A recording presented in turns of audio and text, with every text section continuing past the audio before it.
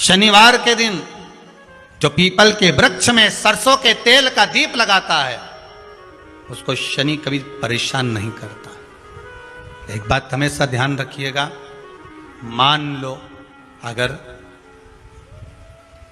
कोई भारी रोग ऐसा शनि महाराज के कारण हो गया हो, अच्छे काम करते करते उल्टे हो रहे हैं, होते हैं किसी किसी के साथ में, विपरीत परिस्थितियां आ जाती है, अच्छा करने जाओ बुरा हो जाता है, अच्छा कर्म करने जाओ बुरा हो जाता है। तो पीपल के वृक्ष की जो छाल होती है, छाल देखिए, पीपल के वृक्ष में जो छाल लगी होती है, उस छाल को घिसकर चंदन बनाकर भगवान शंकर का स्नान कराकर, अभिषेक कराकर, पूजन कराने के बाद में पिपलेश्वर महादेव का नाम लेकर, कौन से महादेव? पिपलेश्वर महादेव का नाम लेकर वो जो घिसी हुई छाल होती है उस छाल का तिलक भगवान शंकर को लगा लो और उसी का थोड़ा सा भाग अपने कंठ पर, मस्तक पर लगाना प्रारंभ कर दो। धीरे धीरे जो विपरीत दशा है वो सुधरना प्रारंभ हो जाती है। पर नाम याद रखना, पिपलेश्वर, जम के बोलिए, पिपलेश्वर महादेव। नरेंद्र ने बोला, लक्ष्मी आज शनिवार का दिन है जिस दिन अपन इस दरिद्रता से मिलने के लिए पीपल के पेड़ के नीचे आए हैं। हिंदू धर्म में ये दिन पीपल के वृक्ष के लिए पूजनीय होगा। जो भी शनिवार के दिन पीपल के वृक्ष की पूजन करेगा, दूध चढ़ाएगा या मिष्ठान का भोग लगाएगा, लक्ष्मी और नारायण उसके घर में प्रवेश कर जाएगा। लक्ष्मी और नारायण उसके घर में प्रवेश करेगा, इसलिए नियम बनाया। कौन से दिन का? आज भी नियम है, जिसको ढैया लगा हो, 7.5 लगा हो, जिसको ढैया 7.5 आदिक शनि परेशान कर रहा हो, एक काजल की डिब्बी ले लो, 21 बार उतारो। जहां जंगल में, वन में, किसी बगीचे में कोई नहीं हो, किसी भी पेड़ के नीचे इतना खड्डा करके काजल की डिब्बी को काशी विश्वनाथ का नाम लेकर दबा दो और मिट्टी डाल दो। जिंदगी में कभी शनि परेशान नहीं कर सकता, कभी भी, पूरे जीवन में कभी शनि परेशान नहीं कर।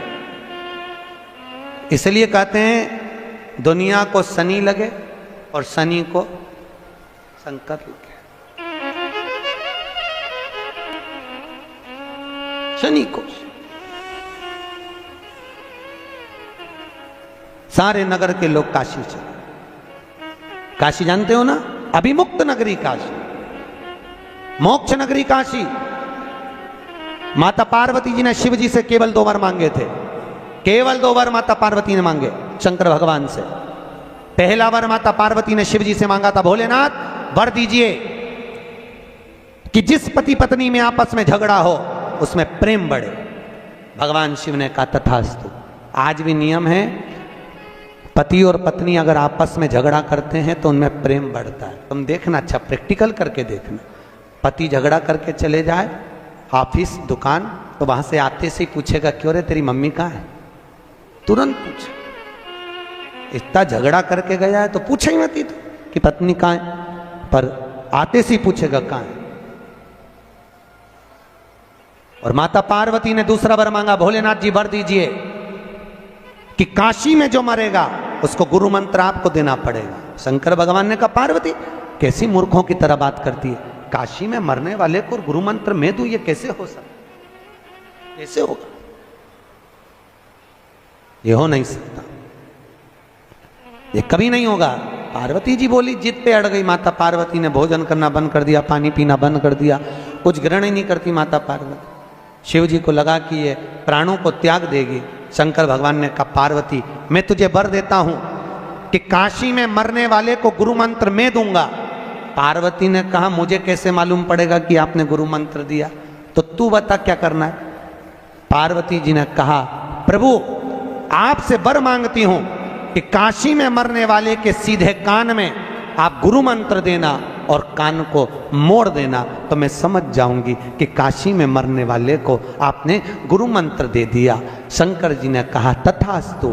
तो आज भी प्रमाण है, काशी में मरने वाले का सीधा कान अपने आप टेढ़ा हो जाता है। आज भी प्रमाण, जिसके काशी में प्राण छूटते हैं उसका सीधा कान अपने आप टेढ़ा हो जाता है, अपने आप। पहले हमको भी विश्वास नहीं हुआ था कि शिव पुराण में ऐसा लिखा है, ऐसा होता है क्या। जब हम काशी में महेश्वरी भवन में कथा करने के लिए गए तो सब पूरी मंडली को लेकर हमने कहा चलो आज शिव महापुराण में लिखा है कि काशी में मरने वाले का सीधा कान टेढ़ा हो जाता है, चल कर देखें। पहुंचे मणिकर्णिका के घाट पर, भारत की भूमि के सबसे ज्यादा मुर्दे वहीं जलते हैं। अपने यहाँ गाड़ी ओवरटेक करती है, वहां मुर्दे ओवरटेक करते हैं, लोग मुर्दा लेके भागते हैं। मणिकर्णिका का घाट, लाइन लगी मुर्दों की, परिवार के लोग बैठे। हमने एक मुर्दे वाले से पूछा भैया हमको इनका मुंह देखना है, कि देख लो।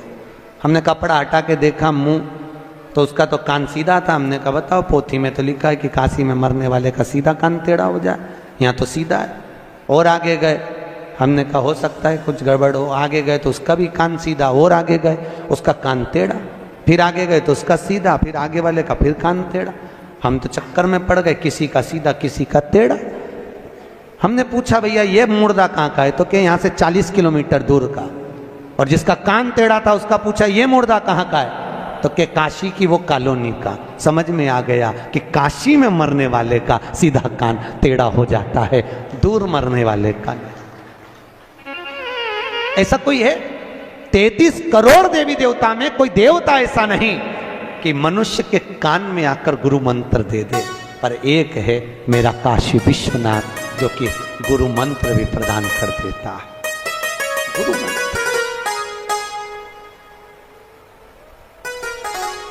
इसलिए ओम नमः शिवाय, ओम नमः शिवाय, हरे हरे भोले नमः शिवाय। जपो, जपते रहो, भजन निरंतर करते। शिव का शिव का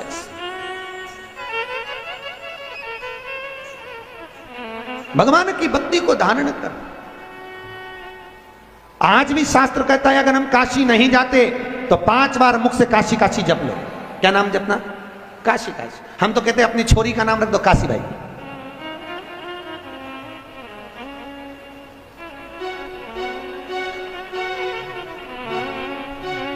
काहे तो गलत काहे का नाम दर्द काशी।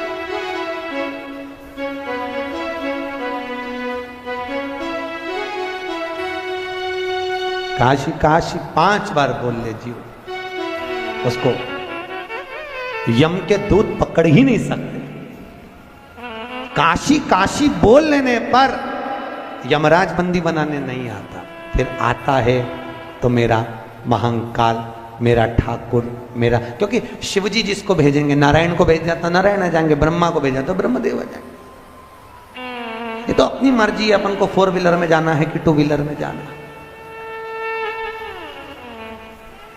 ऐसे तो यमराज भी आता है ब्लैक कलर की स्कॉर्पियो पे,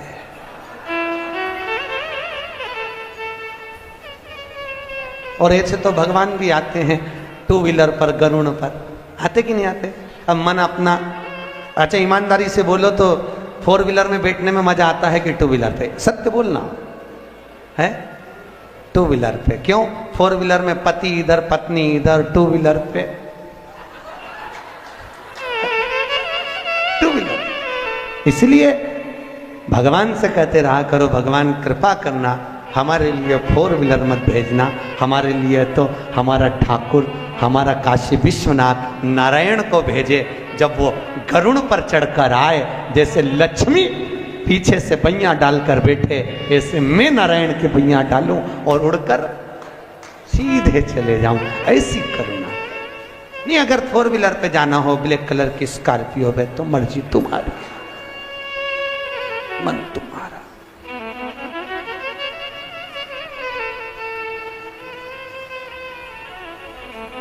इसीलिए हमारे भगत कहते हैं कि तू ही आना रे गोपाल, मन्ने लेने तू ही आना। अरे तू ही आना रे गोपाल, मन्ने लेने तू ही आना, मन्ने लेने तू ही आना, मन्ने लेने तू ही आना, मन्ने लेने तू ही आना। हर महादेव भगवान काशी विश्वनाथ शिव शंकर ओ घड़ीदानी दयालु दाता। करुणा सागर ने करुणा करी। चंचुला देवी आज काशी जा रही है पूरे नगर के साथ, और माता चंचुला देवी ने आज काशी में पहुंचकर किसी ब्राह्मण के मुख से गंगा जी के तट पर शिव महापुराण की कथा को श्रवण किया। और शिव कथा ऐसी सुनी माता चंचुला देवी ने कि शिव के धाम में माता पार्वती जी की सखी बन गई। रिटर्न पार्वती की सखी, और माता पार्वती जी की जब सखी बन गई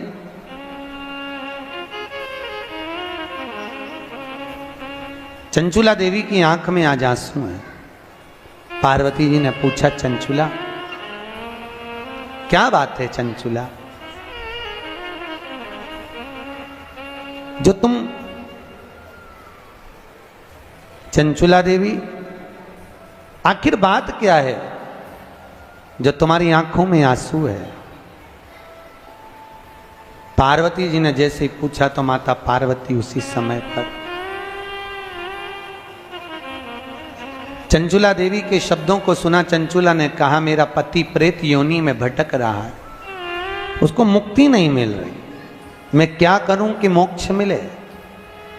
पार्वती जी ने कहा, एक काम करो चंचुला देवी, तुम एक बार शिव महापुराण की कथा करवाओ, उससे जीव किसी भी योनि में हो वो मोक्ष पा जाता। चंचुला देवी ने कहा, कथा किससे करवाऊं? भागवत हो तो ब्राह्मण कर देवे, रामायण हो तो ब्राह्मण कर देवे, क्योंकि भागवत रामायण गीता आदि आदिक में जो भेंट चढ़ती है वो तो काम में आ भी जाए, पर शिव महापुराण में तो भेंट का भी महत्व था। किससे करवाया? पार्वती जी ने कहा, एक काम करो नारद जी के पास जाओ। नारद जी, तो नारद जी के पास चंचुला देवी ने जाकर कहा, नारद जी आप हमारे पति के मोक्षार्थ शिव महापुराण की कथा कर दी। शिव पुराण। नारद जी ने कहा, भैया कथा तो मैं कर नहीं सकता, क्योंकि मुझे तो श्राप लगा है कि मैं एक जगह पे बैठ नहीं सकता। अच्छा, नारद जी को जो श्राप लगा है, ऐसा श्राप किसी किसी को लगा रहता है, ऐसा नहीं है। कथा सुनने सब आते, नारद भी आता, निंद्रा देवी भी आती। कोई कथा में सो रहा हो, नींद आ जाए तो समझ लो कुंभकर्ण की पत्नी आज कथा में आ गई, ठीक है। और कोई कोई व्यक्ति फिर आए फिर जाए, फिर आए फिर जाए, फिर आए फिर जाए, समझ लो उसमें नारद भरा गया है, क्योंकि नारद को श्राप लगा, एक जगह नहीं बैठ सकता।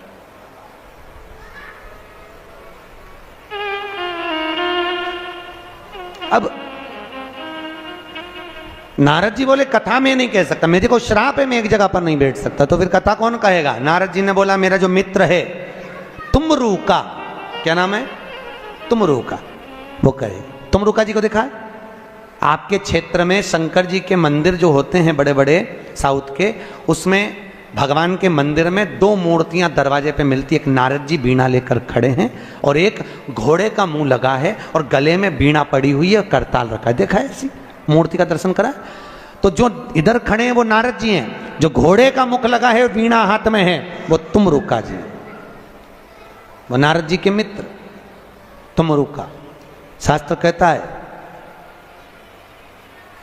जिस नारी का गर्भ ठहरने के बाद 2-3 महीने में वापिस अबर्शन हो जाता हो, वापिस बार बार बच्चे गिर जाते हैं और बच्चा पूरा नहीं होता हो, उस नारी को उसकी आकृति के बराबर का जो लच्छा होता है, हाथ में बांधते हो नाड़ा, वो लच्छा नाप लेना चाहिए और नारियल के ऊपर, श्रीफल के ऊपर उसको लपेटना चाहिए। जो नारी का गर्भ ठहर रहा है, गर्भ गिर रहा है, उस नारी का नाम और गोत्र बोलकर लच्छे को लपेट लो। शंकर जी के मंदिर में तुमरुका जी का नाम लेकर वो श्रीफल रख कर आ जाइए, फिर नारी का गर्भ कभी नहीं गिरता, बच्चा स्वस्थ पैदा होता है, स्वस्थ जन्म लो। तुमरुका जी के नाम का इतना प्रमाण होता। जो बच्चा रात में गंदगी करता हो, सूसू कर देता हो, बच्चे को सुध नहीं रहती हो, माइंड से बच्चा विकलांग हो, पढ़ने में चित्त नहीं लगता हो, विद्या में कमजोर हो, तो शंकर जी के शिवलिंग के पास में जाकर उस बच्चे का नाम लेकर शिव जी के शिवलिंग पर चंदन से ओम बना दो उस बच्चे का नाम लेकर, और तुम रुका जी का नाम लेकर ओम बनाने के तुरंत बाद जल चढ़ा दीजिए। वो बच्चा रात में गंदगी करना, सुसु करना बंद कर देता है। तुम रुका जी का, तुम रुका जी के नाम का इतना प्रमाण है। तुम रुका, क्या नाम है? चम के बोलो, तुम रुका, तुम रुका। तुमरुका जी ने कहा चंचुला देवी कथा तो कह दूं मैं, मना नहीं है, पर एक बात बताओ कथा का यजमान कौन बनेगा? चंचुला देवी ने कहा मैं बनूंगी। नहीं नहीं, अगर शिव महापुराण का यजमान कोई बने तो पति और पत्नी बैठकर अगर कथा का रसपान करें तो मैं कथा कहूं। इतने में चंचुला देवी तो आंख में आंसू भर दी, मैं बेधव्य में कैसे जजमान बनूं? अब जजमान कौन बनेगा? जजमान किसको बनाया जाए? बड़ी आंख में रोती हुई आई पार्वती ने कहा चिंता क्यों करती है, शिव की कथा है, शंकर जी से विनती कर। शंकर जी से विनती करी। अब देखो शंकर जी से जब विनती करी तो भोलेनाथ ने पूछा बोल चंचुला क्या चाहती है? चंचुला देवी बोली भोलेनाथ हे विश्वनाथ, हे ठाकुर, हे मेरे शंकर करुणा करिए, मेरे शिव महापुराण का कोई जजमान नहीं मिल रहा। शिव जी ने कहा क्यों चिंता करती है, सारी पुराणों का एक ही तो यजमान है, वो मैं स्वयं। ईश्वर जी और गोरा जी यहां पूछते हैं गणगौर करते हैं कि नहीं करते? करते हैं। तो बच्चे पूछते हैं मम्मी ये कौन है? तो कहो उनको ये शंकर पार्वती। शंकर पार्वती कब बने? तो ये ईश्वर जी, ये गोरा जी। शिव महापुराण की कथा सुनने जब तुमरुका जी के दरवाजे पर गए थे, दोनों 16 दिन तक तैयार होकर गए थे। हमारा तो जजमान से निवेदन है 7 दिन की कथा सुनने बैठो तो शंकर पार्वती की गादी पर बैठकर सुन रहे हो, ईश्वर जी गोरा जी बनकर सुन रहे हो। अच्छे जोरदार खूब झामर झुमके की साड़ी माड़ी, ऐसा जोरदार बोर नथनी झुमका कर दो ना, ऐसा सब पहन के। और जजमान से भी निवेदन है बढ़िया जरा माले में कंठी मंठी जोरदार तुर्रा तुर्री लगा के कथा सुनना चाहिए है। ये कोई भागवत थोड़ी ना है कि सुखदेव जी सुना रहे हैं और परीक्षित जी एकांत में बैठ के गंगा के तट पर पाने के लिए मोक्ष सुन रहे हैं। यहाँ तो ईश्वर जी और गोरा जी बनकर श्रवण करो और जीवन को सार्थक करो। और आपसे भी निवेदन है, एक से बढ़कर एक साड़ियां धरी अलमारी में, सब धरी की धरी रह जाएगी, कब पहनोगे? कोई कोई साड़ी तो अभी तक नहीं निकली, निकालो और 7 दिन शिव महापुराण में पहन के आ जोरदार श्रृंगार करके नहीं होगा। वो बाबा ने दिया तो जरूर होगा, वो देने में देरी नहीं करता, बस पथ थोड़ा सा कठिन है, मार्ग थोड़ा सा कड़क है, थोड़ा पथ कठिन है, मार्ग थोड़ा कठिन है।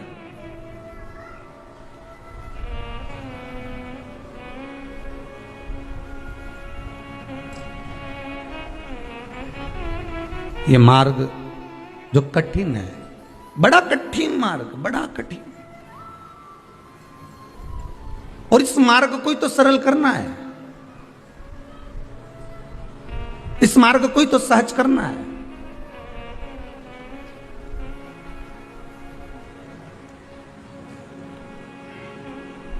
सरल मार्ग की ओर बढ़ना, सहजता की ओर बढ़ना, पर पथ नहीं छोड़ना, मार्ग नहीं छोड़ना, हाईवे पर नहीं जाना, स्पीड नहीं बढ़ाना। अजामिल ने स्पीड बढ़ाई थी और उसका पूरा काम बेकार हो गया, तो उसने जो पूर्व समय की रोड का स्मरण करा कि ये रोड कितनी अच्छी है, इस रोड पर मैं चल रहा था, अच्छा खासा चल रहा था, राम नाम कृष्ण नाम शिव नाम भगवान की भक्ति में डूबा हुआ था, स्मरण कर रहा था मैं, नाम जाप कर रहा था मैं, पर कहाँ मैंने रोड बदल लिया? एक मित्र के कहने पर।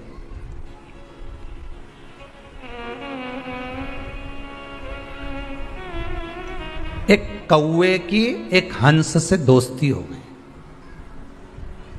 बड़ी अच्छी, दोनों बेस्ट फ्रेंड बन गए, पक्के दोस्त बन गए। एक दिन कौवा हंस से बोला भाई मुझे बहुत भूख लग रही है, तो कुछ लाना।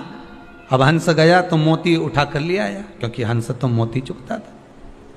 ले ये मोती ले। कौवे ने जैसे ही अपनी चोंच में मोती को लिया तो कौवे की चोंच ही टूट गई। कौवा पूछा तू खाता कैसे होगा रे इसको, मोती कैसे चुगता होगा? हंस बोला सीधी सी बात है, लाओ। हंस ने मोती लिया, मुख में लिया, पेट में डाला। ओ कौवा बोला हम तो नहीं खा सकते दादा, हमारे बस की बात नहीं है। इस शिव महापुराण रूपी मोती को चुगना कौओं के बस की बात नहीं है। बहुत सारे कौवे हैं अभी भी जो नहीं चुग पा रहे।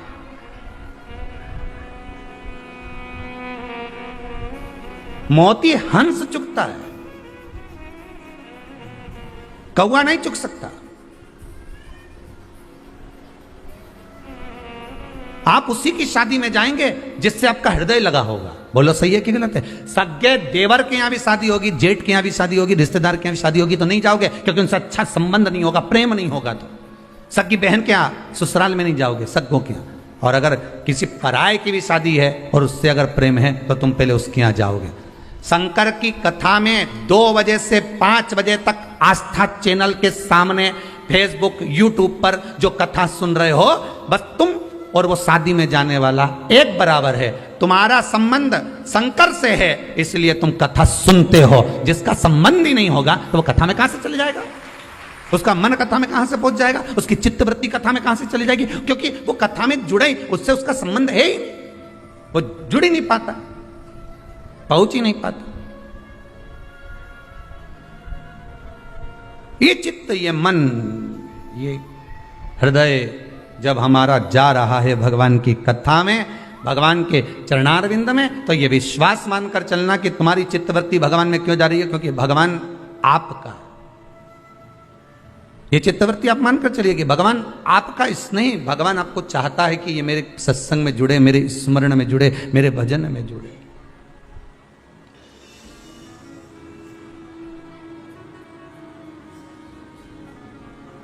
और भजन भोले बाबा का करते रहोगे तो संसार सागर से तरते रहो। कौआ मोती को नहीं चुग पाया, छोड़ दिया मोती को। मोती छोड़ा, मोती को छोड़ दिया, भूखा रहने लगा कौआ। कौआ भूखा है, क्या करूं मैं, क्या करा जाए, क्या करा जाए महाराज। अब कौए ने हंस से कहा, कौए ने हंस से कहा,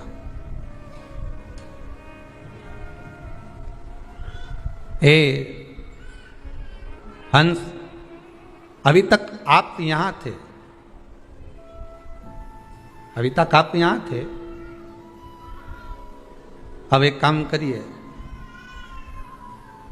कौआ कहता है हंस अब आप हमारे यहां चलिए, वहां पर मेहमानी करेंगे, वहां चलो हमारे पास में, वहां चलो हमारे साथ में।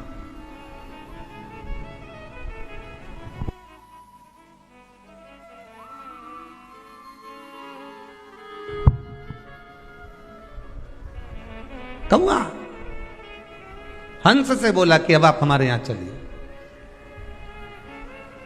और जब आप हमारे यहां चलेंगे, जब आप हमारे यहां पहुंचेंगे तो हम आपकी खातिर करेंगे, हम आपका आदर करेंगे, हम आपका सम्मान करेंगे, हम आपका सत्कार करेंगे, चलो हमारे साथ, ठीक है। अब हंस चला कौए के साथ। कौआ कहां रहता था? शमशान में। बड़ के पेड़ पे बैठ गया, बट वृक्ष के ऊपर। अब जैसे ही बट वृक्ष के ऊपर बैठा और इतने में हंस बोला मुझे भूख लग रही है। कौआ गया अब भी लाता हूं, मांस पड़ा हुआ था, कौए ने उठाया, ला कर दिया। हंस बोला मैं नहीं खा सकता ये, दादा तू ही खा, मेरे बस का नहीं है। दोनों बात कर रहे थे, नीचे एक राजकुमार बैठा हुआ था, उसके ऊपर कौए की चोंच से वो मांस नीचे गिर गया। राजकुमार को क्रोध आ गया, बहुत तेज क्रोध राजकुमार को आया। राजकुमार ने उठाया अपना धनुष और बाण और तुरंत निशाना साधा। जैसे ही बाण छूटा, कौआ भाग गया, हंस को लग गया, हंस नीचे गिर गया। हंस नीचे गिरा। राजकुमार ने आकर कहा, हंसदेव मैंने तो कौवे को बाण मारा था, चोट तो कौवे को लगना था, आपको लग गया, क्षमा चाहता हूं, आप नीचे गिर गए। हंस कहते हैं गलती आपकी नहीं, गलती मेरी है कि मैंने गलत से संगत कर ली थी, गलत दोस्ती कर ली थी। एक गलत संगत, मेरा मित्र बन गया था कौवा, और उस कौवे की संगत में जब मैं आ गया था तो कौवे की संगत में आने का कारण यह हुआ कि जो बेकार काम करने वाला होता है, जो बेकार कर्म करने वाला होता है, वो बेकार काम करके तो भाग जाता है, पर अच्छा व्यक्ति धरा जाता है। बेकार काम करने वाला मन टिकेगा नहीं।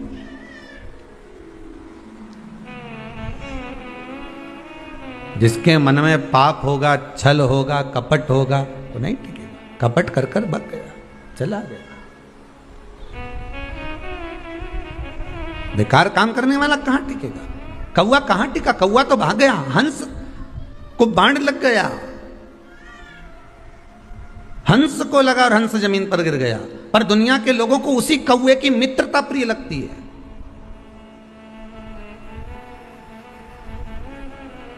दुनिया के लोगों को वही कौवा प्रिय लगता है। हो इसकी मित्रता श्रेष्ठ है, पर नहीं। अजामिल की कथा कर रही है, मैंने मित्र का कहना गलत मान लिया और अपना मार्ग छोड़कर दूसरे मार्ग पर चले गया। हमेशा याद रखना, मित्र बनाओ मना नहीं है, एक की जगह 10 बनाओ मना नहीं, और 10 की जगह 1 बनाओ मना नहीं है। पर निवेदन केवल इतना सा है, मित्र वो बनाना जो आपको आपका हित का मार्ग प्रशस्त कर दे।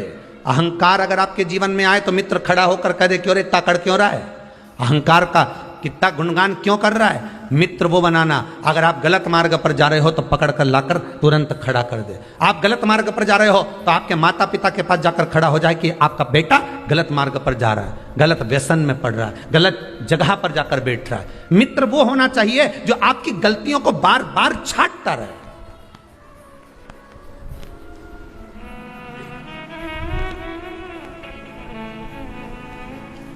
पुत्र क्यों बिगड़ता है? पुत्र बिगड़ने का कारण क्या है? बेटा अगर मदिरा का पान कर रहा है, बेटा अगर मांसाहार कर रहा है, व्यसन कर रहा है, बेटा अगर तंबाकू खा रहा है, कुछ गलत खा पी रहा है, तो उसमें किसी दूसरे का दोष नहीं है, दोष अपना है। दूसरे को दोष मत देना कभी भी, दोष तुम्हारा है। पहली बार गलत काम करके आया था, उसी दिन मां मुख पर 2 धर के देती, पूरे तन के कपड़े उतार देती, नग्न अवस्था में ले जाकर बाहर चौराहे पे खड़ा कर देती और वहीं रख रख कर मारती। बेटे की हिम्मत नहीं थी कि दूसरी बार गलती कर देता, पर मां तो आई, गलत काम करके आ गया, तेरा बाप देखेगा, तेरा पिता देखेगा। मां ने और कम्बल लाकर डाल दिया, रजाई डालकर उसको सुला दिया। जैसे ही मां ने रजाई डालकर सुलाया, बेटे ने सोच लिया कि मेरा पक्ष लेने वाली मेरी मां है, तो बेटे ने भी गलत काम प्रतिदिन करना प्रारंभ कर दिया। जब आप पक्ष नहीं लोगे, गलत काम को सामने प्रकट कर रख दो कि इसने गलत किया है,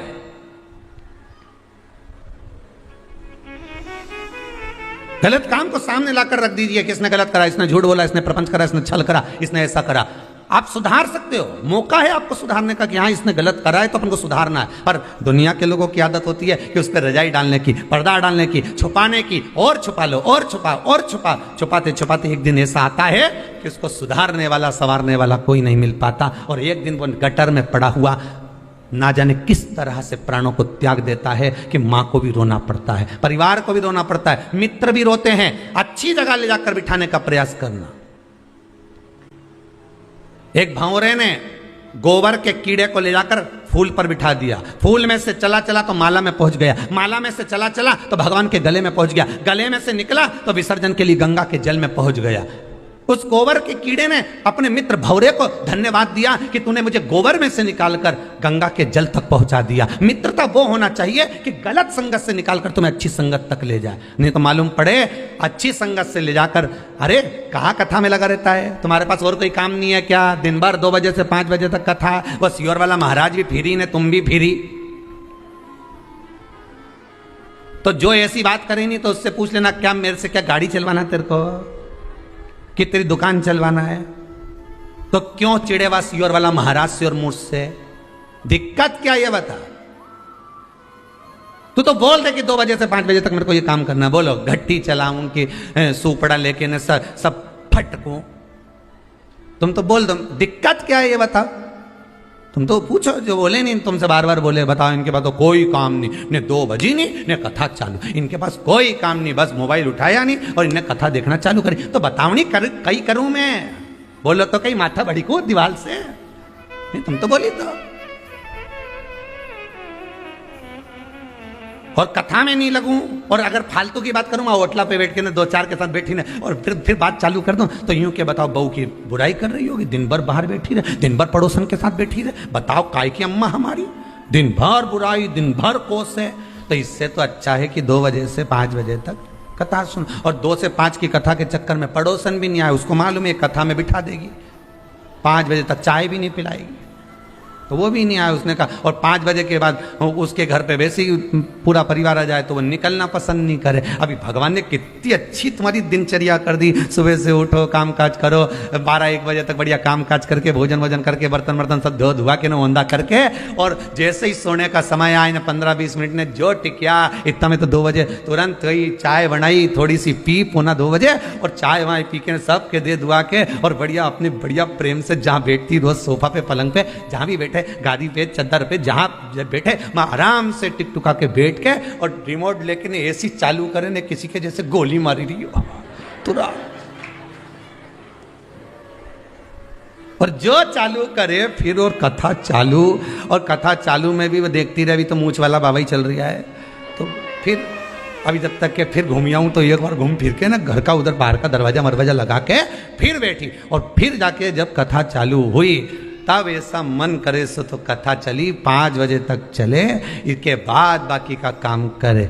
मन चित्त वृत्ति सब लग गई, ऐसी लगी कि अब छूटे नहीं महाराज। अब तो जो लगन लगी है एक बार उससे लग गई तो अब छूटना नहीं चाहिए साहब। अब तुम शंकर के हो गए, शंकर तुम्हारा हो गया, अब क्या सोचना क्या विचार करना उसका।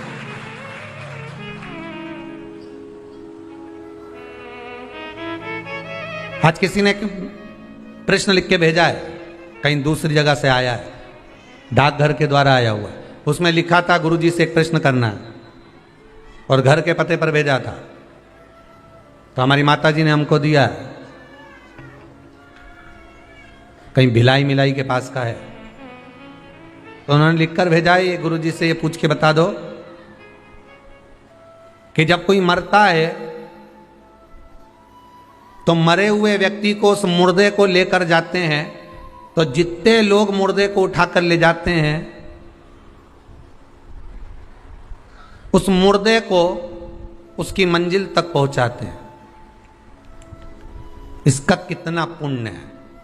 तो हमारा निवेदन है, अगर वो कथा सुन रहे हो भिलाई वाले तो जरा सावधानी से सुन लेना। पहली बात तो यह है कि तुम मुर्दे को मंजिल तक नहीं पहुंचा रहे, मुर्दा तुम्हें मंजिल दिखा रहा है, पहले तो ये समझ जाओ, फिर फालतू की बात बाद में करें अपन, ठीक है। पहले तुम ये बिल्कुल छोड़ दो कि तुमने लिख दिया कि हम मुर्दे को मंजिल तक पहुंचा रहे। अरे मुर्दा को तुम मंजिल पे क्या पहुंचा रहे हो, मुर्दा तुम्हें मंजिल दिखा रहा है कि आखिरी यही है जहां मैं पहुंचा हूं। पहले तो उसको समझ लो। और दूसरा पुण्य की बात है तो गरुड़ पुराण में वर्णन आता है कि किसी शव को लेकर जाने वाला जितने कदम उसको कंधा प्रदान कर कर लेकर जाता है उतना ही अश्वमेध यज्ञ का पुण्य उसके खाते में जुड़ता चले जाता। अब ये तो पुण्य की बात हो गई कि आप किसी लावारिस की अगर बॉडी भी पड़ी है और आपको अगर मौका मिला कि लकड़ी देना है, कंडे देना है, कुछ पदार्थ उसको प्रदान करना है, उसका कोई अंतिम संस्कार करने वाला नहीं है, अगर तुम कर रहे हो तो उसका पुण्य तो है साहब, उसका पुण्य है।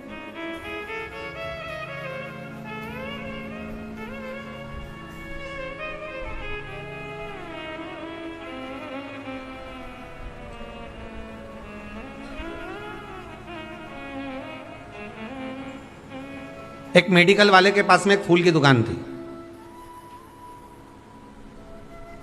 उज्जैन की घटना, गोला मंडी महेश्वरी धर्मशाला में कथा थी, लगभग 20-22 वर्ष पहले की बात होगी। एक फूल वाले के पास एक मेडिकल वाले की दुकान, और फिर पास में वहां पर कुछ बहुत सारे कपड़ों की दुकान थी, वहां गद्दे वद्दे रखे हुए थे बहुत सारे, जो उज्जैन वाले होंगे वो तो जानते होंगे, ठीक है। अब शाम का समय था, उस समय हम भी घूमने के लिए निकले हुए थे, तो वहां क्या देखा कि एक फूल की माला लेने वाला खड़ा हुआ था साइकिल से, और वो माला ले रहा था और कहा हमें पूजन के लिए माला चाहिए। और मेडिकल पे कोई एक फ्रॉक पहने हुए एक लड़की बच्ची खड़ी हुई थी, बाल पूरे बिखरे हुए थे उसके, और आंख में उसको थोड़ा सा कुछ अश्रु भरा हुआ था। उसने पर्चा दिया दवाई का और कहा ये दवाई हमको दे दीजिए अंकल। अंकल ने पर्चा पढ़ा, कुछ रुपए बताए, उतने रुपए उसके पास में नहीं थे।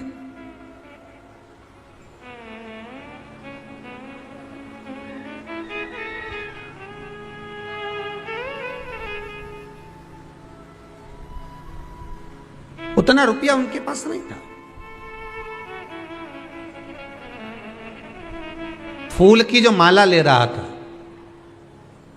उसने उस बच्ची, बिल्कुल पास में दुकान, उसने उस बच्ची का, मेडिकल वाले का शब्द सुना, तो उस साइकिल को रख कर माला वहीं पर छोड़ दी और उसने जेब में से निकालकर उस बच्ची की मेडिकल में जो दवाई में पैसा कम पड़ रहा था वो दे दिया। फूल वाले ने कहा सर आप ये माला नहीं लेंगे भगवान को चढ़ाने की, तुमने उसको पैसे दे दिए। तो कहा बस आज माला मेरे महंकाल को चढ़ गई, वो इधर से चढ़ी चाहे इधर से चढ़ी पर चढ़ गई। पुण्य कैसे भी करना है, ये जरूरी नहीं, फिर निवेदन करूंगा, ये जरूरी नहीं है कि आप फूल बंगला बनाओगे तब भगवान प्रसन्न होगा। आप दिल को बंगला बना लो, मेरा भगवान प्रसन्न हो जाएगा। मन को तो बना कर देखो, मन बना ही नहीं पा रहे।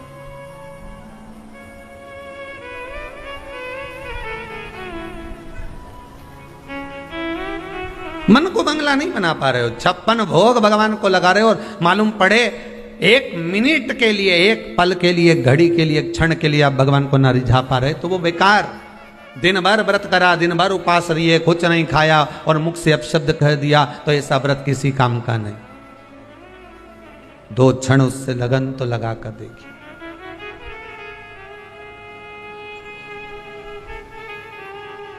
दो क्षण उसको अपना बनाकर तो देखिए।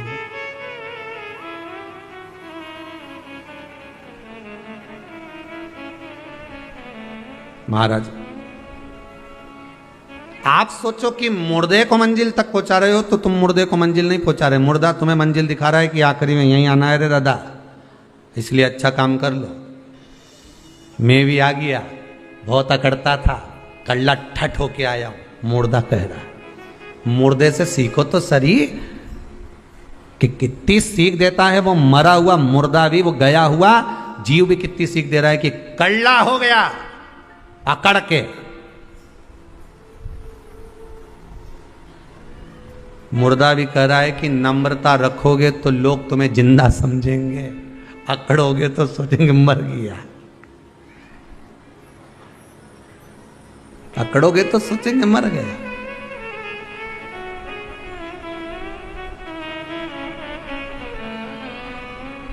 महाराज पुण्य बहुत है, अपार पुण्य, अपार अपार पुण्य, पुण्य की कोई कमी नहीं। यह जरूरी नहीं है कि आप भंडारा करोगे तभी भगवान प्रसन्न होगा, नहीं भाई। आपने हृदय में सोच लिया ना कि मेरे मन में भी एक भाव है, भगवान बस पूरा कर दे, एक बार मेरा मन का मनोरथ पूर्ण हो जाए, भगवान से निवेदन है, फिर क्यों ना मैं भी आजीवन भोजन भंडारे का सदस्य बन जाऊं। आपने इतना सोच लिया ना, आपके मन में आ गया ना, तो समझ लो भंडारा हो गया, भगवान उसको स्वीकार कर लिया, भगवान उसको पूर्ण कर देगा। अब भगवान जब तुमको धन दे तो पहला काम आपको यही करना है कि मैं भी आजीवन भोजन भंडारे का सदस्य बनूं, मैं भी वहां जाकर दान करूं, मैं भी ऐसा पुण्य करूं, मैं भी ऐसा सत्कर्म। ये आपकी चित्तवृत्ति में आ जाएगा, आपके मन में आ जाएगा।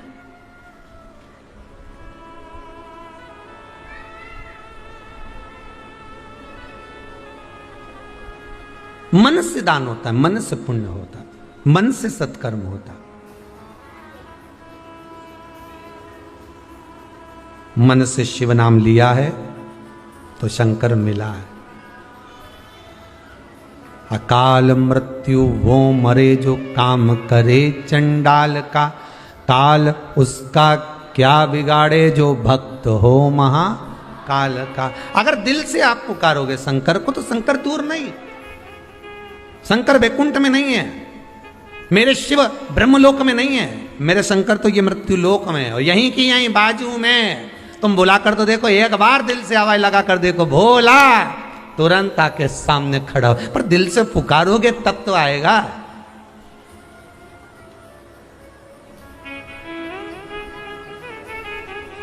दिल से पुकारो।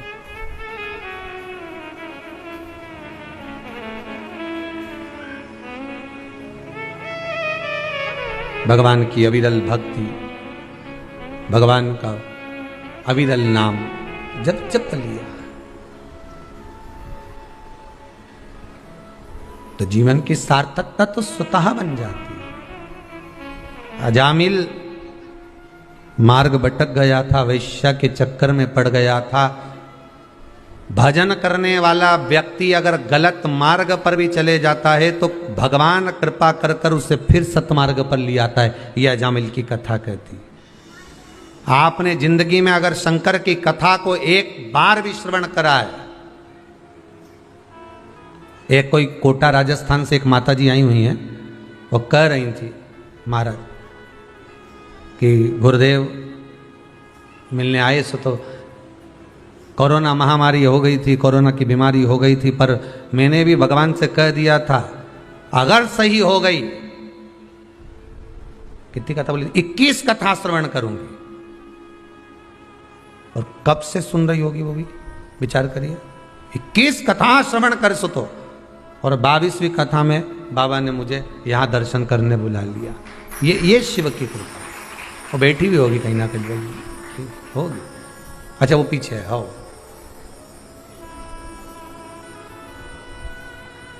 शिव कृपा करता है। भगवान शंकर जब करुणा करते हैं, शंकर जब कृपा करते हैं, शिव जब दया करता है,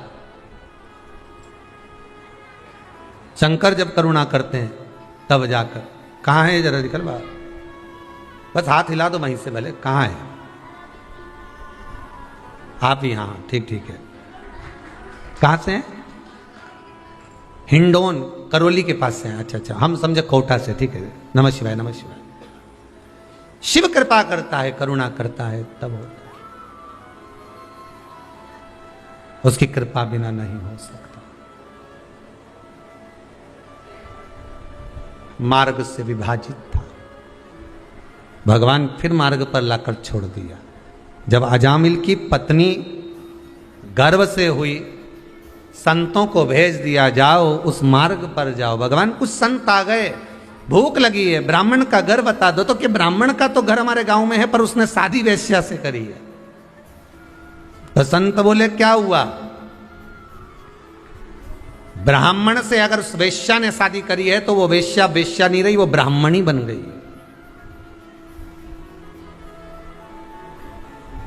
हम उनके यहां जाएंगे, भोजन पाएंगे। निवेदन करा,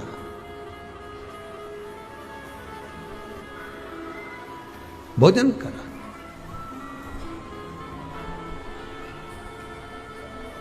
अब जब भोजन किया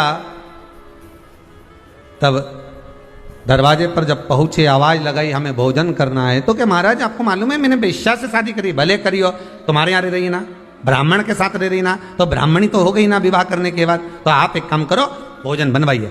आप वेश्या के हाथ का भोजन कर लोगे? हाँ आप भोजन बनवा। उन्होंने भोजन बनवाया, पर एक निवेदन है, मेरे पास में देने के लिए दक्षिणा नहीं है।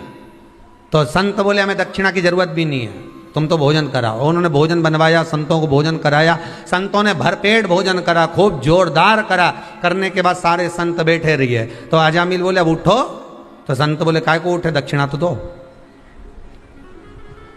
संत ब्राह्मण साधु सन्यासी तपस्वी साधक उपासक भोजन करे आपके दरवाजे पर, तो खाली कैसे जा सकता? दक्षिणा तो दो। अजामिल बोले मैंने पहले ही मना करा था, मेरे पास देने के लिए कुछ नहीं है, और तुम अकड़ गए यहीं पर। मैं दक्षिणा नहीं दे सकता। दक्षिणा मत दो, पर हम जो मांग रहे हैं वो तो तुम मांगोगे, हमें मालूम है तुम कितना मांगोगे, हमारे पास कुछ नहीं। इतने में संत बोले बस इतना सा मांग रहे हैं कि तेरी पत्नी गर्भ से है, इसके गर्भ में जो संतान है उसका नाम जब तू जन्म ले ले वो संतान, तो उसका नाम नारायण रख दे। बस इतना से तो मांग रहा है, केवल नारायण नाम रख दे, बस बहुत है इतना।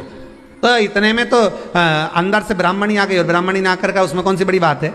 बच्चे का नाम तो रखेंगे ना, कुछ भी रखेंगे तो उसकी जगह नारायण रख देंगे, दे दो दक्षिणा। दक्षिणा में दे दिया कि बेटे का नाम नारायण रखेंगे। कितनी बड़ी दक्षिणा, जरा विचार कर लो कि बच्चे का नाम नारायण धर दिया, अब वो नारायण दूध पी ले, नारायण भोजन कर ले, नारायण खाना खा ले, नारायण ये कर ले, नारायण वो कर ले। अब पहला का जमाना में भगवान का नाम इसलिए रखते थे कि भगवान का नाम जपेगा तो पार उतर जाएगा। और कहीं का व्यक्ति अगर द्वेष रखेगा, बेर रखेगा, गाली देगा और नारायण को देवे तो फिर इसके लगेगी। नाम किसका है? नारायण का। अब शब्द कहेगा तो नारायण को, तो नारायण निपटे, नारायण निपटे। प्रेम रखेगा तो नारायण से, द्वेष होगा तो नारायण से। नारायण नारायण नारायण नारायण नारायण नारायण चलता है। और एक आज का समय अजामिल नारायण को नाम लेते लेते लेते लेते अंत में जब यमदूत दिखे, घबरा गया, पुत्र नारायण को बुलाया तो वो नारायण आ गया। ये अजामिल की कथा भागवत की है, वैसा ही चरित्र हमारा है। हम कितना नाम भगवान का, हमारे यहाँ तो बच्चा जन्म लेता तो हम पहले विचार करते हैं, सबसे पहले तो गूगल पे सर्च करेंगे नाम क्या रखेंगे, और पहले तो बच्चा पैदा ही नहीं हुआ उससे पहले उसका नाम छाट लेते हैं। दो पति पत्नी आपस में चौराहे पर झगड़ रहे थे, बीच मार्ग पर, बीच रोड पे झगड़ रहे हैं। पति कह रहा है इसको डॉक्टर बनाऊंगा, पत्नी बोली इंजीनियर बनाऊंगी। दोनों झगड़ा कर रहे हैं, इतने झगड़ लिए कि आगे पीछे चल रहे हैं, आगे जाके फिर झगड़ लिए। वहीं से एक व्यक्ति निकल कर जा रहा था, उसने पूछा भैया झगड़ा किस बात का हो रहा है तुम्हारा?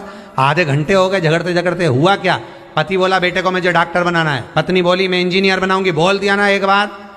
तो इतने में जो व्यक्ति बीच में था उसने कहा एक काम करो, बेटे को बुला लो, उससे पूछ लो कि वो डॉक्टर बनेगा कि इंजीनियर बनेगा। इतने में पति पत्नी बोले अभी तो वो पैदा ही नहीं हुआ है, अभी तो माता के गर्भ में है, वो पैदा होगा तब हम पूछेंगे। वो आया ही नहीं और झगड़ा प्रारंभ।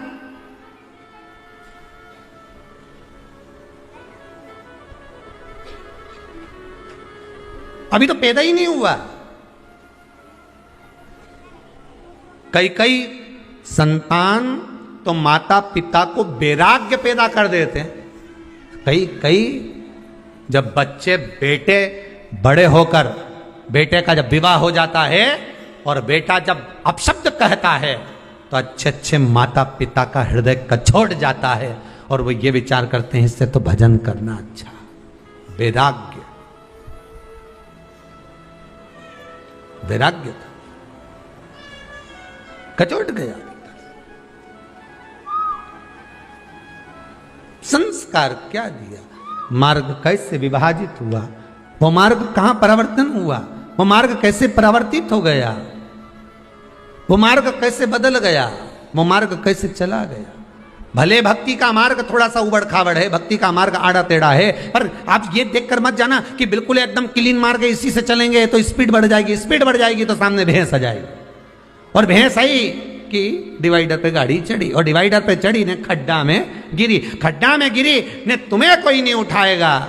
लोग क्या उठाएंगे अब अपने मुंह से बोल दो, ने लैपटॉप ने मोबाइल ने अंगूठी ने चेन ने बैग सब उठा कर ले जाएंगे, पर तुम्हें कोई नहीं उठाएगा। बस इतनी कथा को याद करना कि जब तुम गलत मार्ग पर चले जाओगे, गलत जगह पर चले जाओगे, गलत संगत में पड़ जाओगे तो कोई तुम्हें नहीं उठाएगा, सब तुमको और खड्डा में पटक कर चले जाएंगे। अच्छी कुछ चीजें होंगी तो ले जाएंगे, बाकी का पटक दिया। मेरा बेटा बेटियों से, नवयुवक बच्चों से, युवान बेटा बेटी से यही कहना है कि तुम मार्ग मत भटकना है। क्लीन रोड देखकर, हाईवे देखकर, अच्छी रोड देखकर गाड़ी को मत ले जाना। भले थोड़ा सा खड्डे की रोड होगी, थोड़ा देर पहुंचोगे, आराम से पहुंचोगे। इतनी जल्दी मत जाना कि किसी महाराज के चक्कर में पड़ जाओ और महाराज जी से जाकर के दो, महाराज जी ऐसी कोई विद्या बता दो कि तुरंत सोना मिल जाए, महाराज जी ऐसी कोई विद्या बता दो कि जिससे हमारा व्यापार चल जाए, महाराज जी ऐसी कोई विद्या बता दो जिससे हमको धन मिल जाए। और ऐसा महाराज कहीं का मिले तो वो तुम्हारी मर्जी, तुम जाओ और वहां जाकर कितना भी लुटाओ, हमें कोई मतलब नहीं। और सीहोर कुबेरेश्वर धाम पर कभी जीवन में, कभी, अभी तो लॉकडाउन चल रहा है, कभी आप आओ और आपकी चित्तवृत्ति में यह भरा हो कि हम यहाँ जाएंगे और हमको ये मिल जाएगा, या सीहोर वाला महाराज तुमको कोई भभूति दे देगा या कोई बांध दे हाथ में राखी, राखी नहीं, वो डोरा डोरी।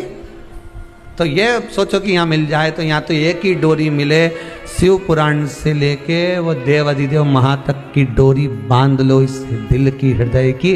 हृदय में अगर शंकर आ गया तो फिर किसी चीज की कमी नहीं। तिजोरी अंदर आके बैठ जाए, जो चोर को कुबेर बना दे तो तुमको नहीं देगा।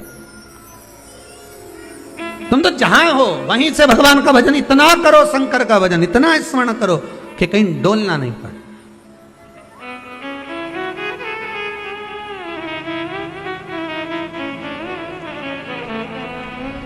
शंभु शरणे पड़ी, मांगू घड़ी रे घड़ी, दुख काटो दया करी न दर्शन आपो।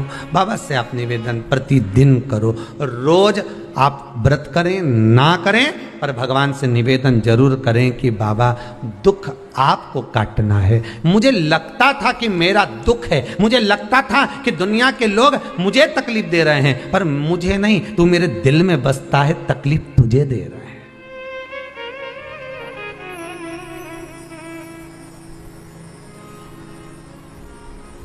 तकलीफ तुझे दे रहा है।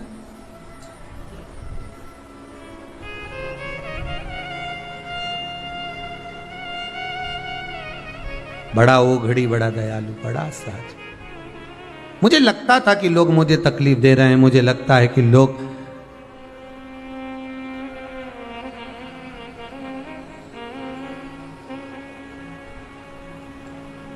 मुझे कष्ट दे रहे हैं, पर कष्ट मेरा नहीं, कष्ट आपका है, मेरा नहीं।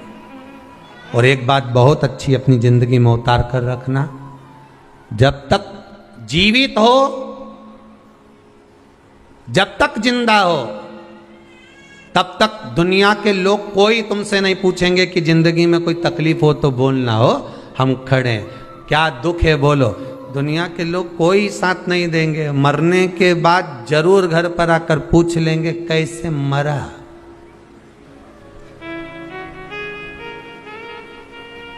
तो इनको बता देना रात के मक्का की रोटी खाई थी कड़ी के साथ, खूब जोरदार थे, खूब अच्छे से बात कर रहे थे, खूब बढ़िया थे, बोल चाले भी अच्छे।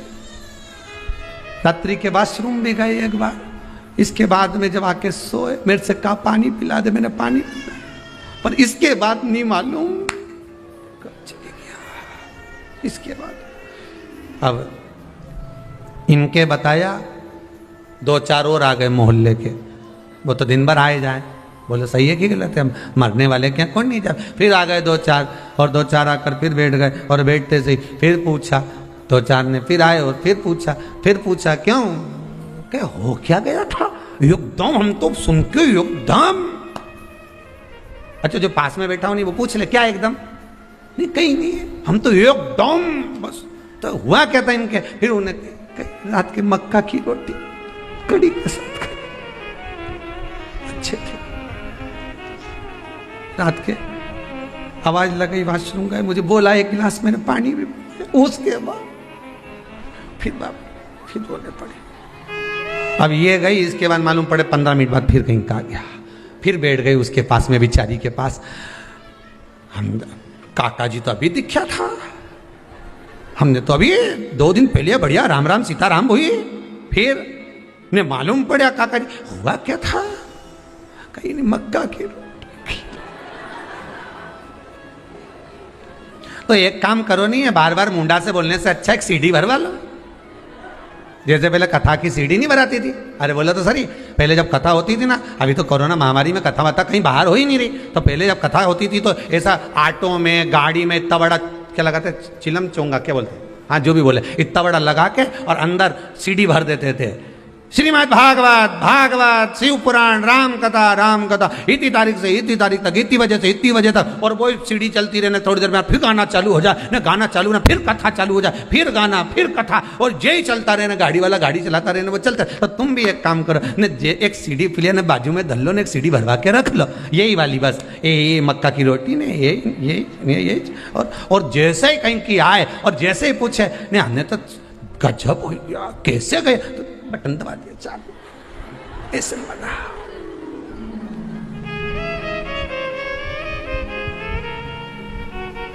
अरे जितने आए यही के गए, पूछ के चले गए, जब मरा था सूचना सबको मिल गई थी कि ऐसे मरा था, पर बार बार क्यों पूछ रहे हो? अगर किसी के मृत्यु वाले घर में जाना है तो गरुड़ पुराण सुनकर या पढ़कर जाओ। लिखा है 10 दिन तक जीवात्मा उसकी घर की अटारी पर रहती है, 10 दिन तक जो मरा है वो जीवात्मा उसकी घर की अटारी पर रहती है, और तुम 10 दिन के अंदर ही उसके घर में बैठने जा रहे हो, तो ये मत पूछो कि मरा कैसे, वहां जाकर थोड़ी देर बैठो और राम नाम कृष्ण नाम गाओ, जीवात्मा को भी मिलेगी और तुम्हें भी मिलेगी और वो तर जाएगी। पर राम नहीं गाया, मक्का की रोटी खाए सुख गए, राम कहां गए? कृष्ण नहीं गाया, शिव नहीं गाया, भजन नहीं गाया, मैं तो सब बैठते गए बस, और बचा कुचा था तो वो उठाओ ना, तीसरा का दिन का तुमने देखा होगा, पूरे इतने वो फोटो को ऐसा रख दो और मालूम पड़े इधर माता आके बैठ जाए, इधर पुरुष आके बैठ जाए, और घर का लोग इधर से घर का लोग इधर मुंडा कर करके उधर मुंह करके सब बैठ जाए, और सब जितने भी उठावने में आते चुपचाप आके बैठ के 2 4 8 मिनट 10 मिनट आते 15 मिनट और सब एक साथ उठ के चले जाते। अब इतने सारे इकट्ठे हुए सब मिलके अगर भजन गाते तो कितनी जोरदार भजन होता कि नहीं। शिवालय में 3 स्थानों का स्पर्श अवश्य जरूर।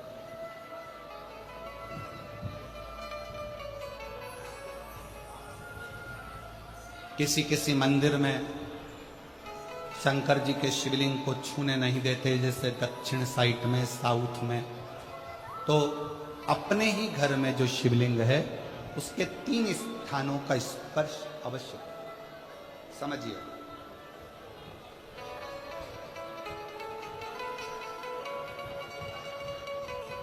पहला, शंकर भगवान के जहां से जल बहता है उस स्थान, ये जलाधारी है, जल बहता है, ये शिवलिंग है, यहां से जो पानी नीचे की ओर जाता है उस स्थान का स्पर्श अवश्य करें। दूसरा, शिवलिंग का जो गोल भाग है उस गोल भाग में कहीं पर भी अपनी हथेली का स्पर्श अवश्य करें। तीसरा, शंकर भगवान के शिवलिंग का जो ऊपर का भाग है वहां अपने अस्त्र का स्पर्श अवश्य करें। तीनों स्थान पर ब्रह्मा, विष्णु और महेश का स्मरण करते हुए जब बैसाख महीने में आप शंकर भगवान को जल समर्पित करें। शिव जी को जब बैसाख के महीने में जल दिया जाए तो दोनों हाथ से अंजलि में कलश रखकर शंकर भगवान की अपने हाथ की अंजलि में जल रखकर शिव जी को जल अवश्य समर्पित करें।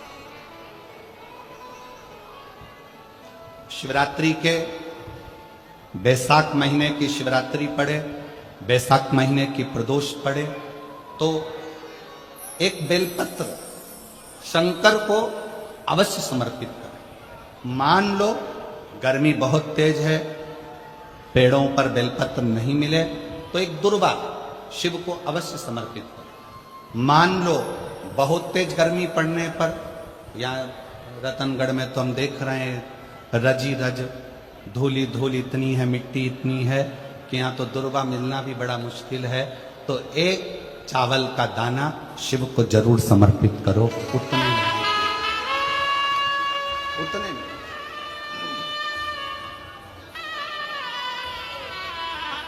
और बैसाख महीने में सबसे ज्यादा जरूरी है, जो सबसे ज्यादा जरूरी है बैसाख महीने में, वो जलाशय अर्थात अपने घर के नजदीक में कोई पानी का स्थान हो, जलाशय हो, वहां का जल शिव को समर्पित करना, या शिव के नंदी के पास में। और हम तो कहेंगे शंकर का नंदी केवल मंदिर में मत देखो, आपके घर के आसपास में हमारे मारवाड़ की पहले की रीति रही है। राजस्थान में बहुत सालों पहले, जब लगभग 19 से 20 साल पहले हम फलोदी में आए थे, 20 साल पहले, और 20 साल पहले जब हम फलोदी में आए थे राजस्थान में, तो हमने उस फलोदी राजस्थान में देखा था कि प्रत्येक घर के बाहर पत्थर का एक छोटा सा कुंडा जैसा होता है। दो चीजें हमने फलोदी राजस्थान में प्रत्येक घर के बाहर 20 साल पहले देखी थी। एक इतना बड़ा कुंडा पत्थर का जिसमें लोग भोजन रख देते हैं, और एक बड़ा सारा कुंडा जिसमें लोग पानी भर देते हैं, जिससे चिड़िया, पशु, पक्षी, गौ माता सब उस पानी को पीती रहे और आपका और हमारा कल्याण होता रहे। इस भाव से प्रयास करो। शिव जी को तो जल समर्पित करो,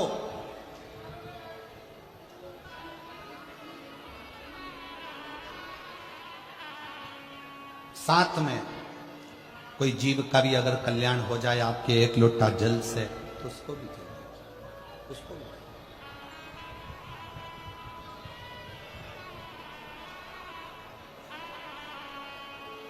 शंकर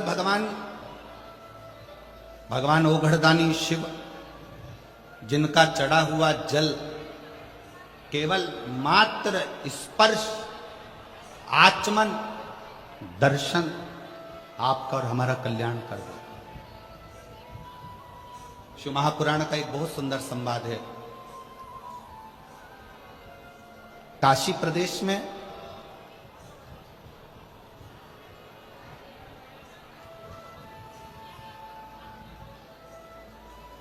एक संवाद बड़ा सुंदर आता है महाराज।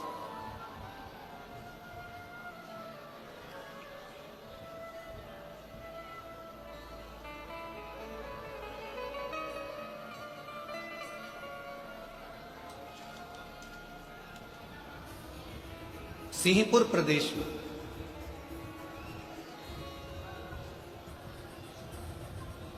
एक महाव्रती ब्राह्मण रहता था।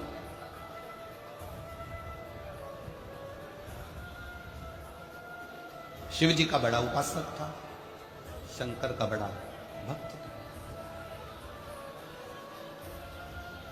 महाव्रती ब्राह्मण का कर्तव्य, सबसे बड़ा कर्तव्य उस महाव्रती ब्राह्मण का था कि शंकर के मंदिर में जाकर झाड़ू लगाना, पोछा लगाना, दीप लगाना, शिवलिंग को श्रृंगारित कर देना, स्नान करा देना, पूजन कर लेना और शंकर की भक्ति को धारण करना। पंचाक्षर मंत्र का जाप, षडाक्षर मंत्र का जाप।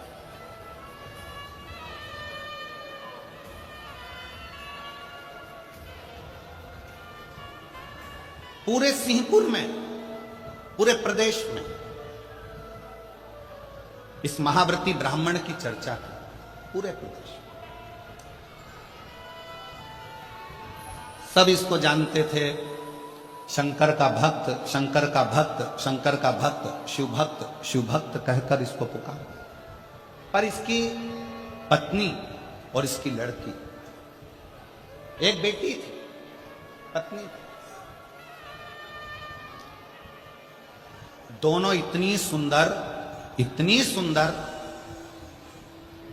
कि देवलोक की अप्सराएं भी उनके सामने फीकी रही।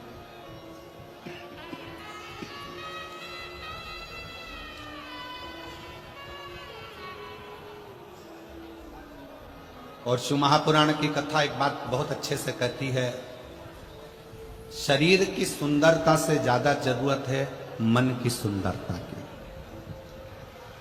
मन की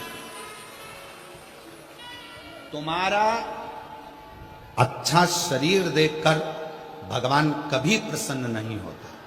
तुम्हारे अच्छे वस्त्र देखकर भगवान कभी प्रसन्न नहीं होते। कभी तुम्हारे शरीर पर आभूषण है, रतन है, सोना है, चांदी है, हीरा है, पन्ना है, उसको देखकर मेरा भगवान कभी प्रसन्न नहीं। तुम कितने सुंदर हो उसको देखकर भी भगवान कभी प्रसन्न नहीं।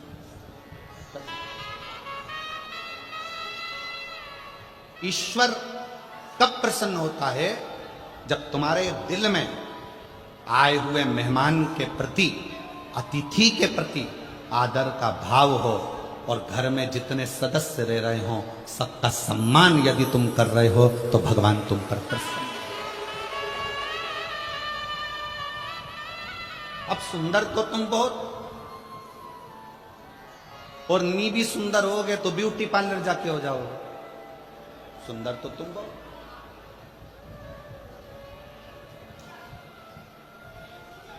अब मालूम पड़े तुम्हारा चेहरा सुंदर है, तुम्हारा तन सुंदर है, तुम दिखने में सुंदर हो, और मालूम पड़े तुम्हारा जो मन है, तुम्हारा जो हृदय है, तुम्हारा जो मन है, मालूम पड़े वो व्यर्थ चर्चाओं में, व्यर्थ बातों में, व्यर्थ बातों में लगा हुआ है, तो वो किस काम? उसकी मूलता क्या है? वो किस काम का? इसलिए शिव महापुराण की कथा ने एक बहुत सुंदर बात कही। शंभु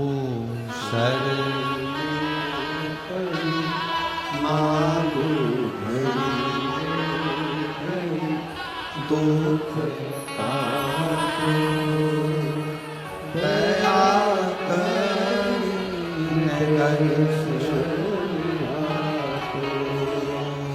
शंभु मालू दुख काटो दया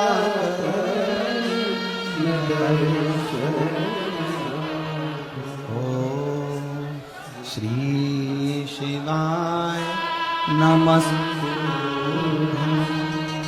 श्री शिवाय नमस्तुभ्यं। श्री शिवाय नमस्तुभ्यं। श्री शिवाय नमस्तुभ्यं। श्री शिवाय नमस्तुभ्यं। श्री शिवाय नमस्तुभ्यं। श्री शिवाय, सब बोलो, सब बोलो, प्रेम से बोलो। श्री शिवाय नमस्तुभ्यं। श्री शिवाय नमस्तुभ्यं। श्री शिवाय नमस्तुभ्यं। श्री शिवाय नमस्तुभ्यं। श्री शिवाय नमस्तुभ्यं। श्री शिवाय नमस्तुभ्यं। श्री शिवाय नमस्तुभ्यं। श्री शिवाय नमस्तुभ्यं। श्री शिवाय नमस्तुभ्यं। वो सुंदरता किसी काम की नहीं जिस सुंदरता में भगवान की भक्ति ना हो,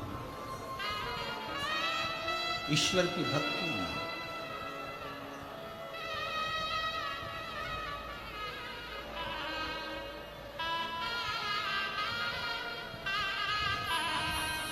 हमारा एक निवेदन आप सब स्वीकार करिए। करबद्ध निवेदन करेंगे। अगर आगे बैठने की इतनी लालसा यदि आप लोगों को रहती है तो जैसे सब लोग सवेरे 9 बजे आकर बैठते हैं ऐसे आकर बैठोगे तो समय।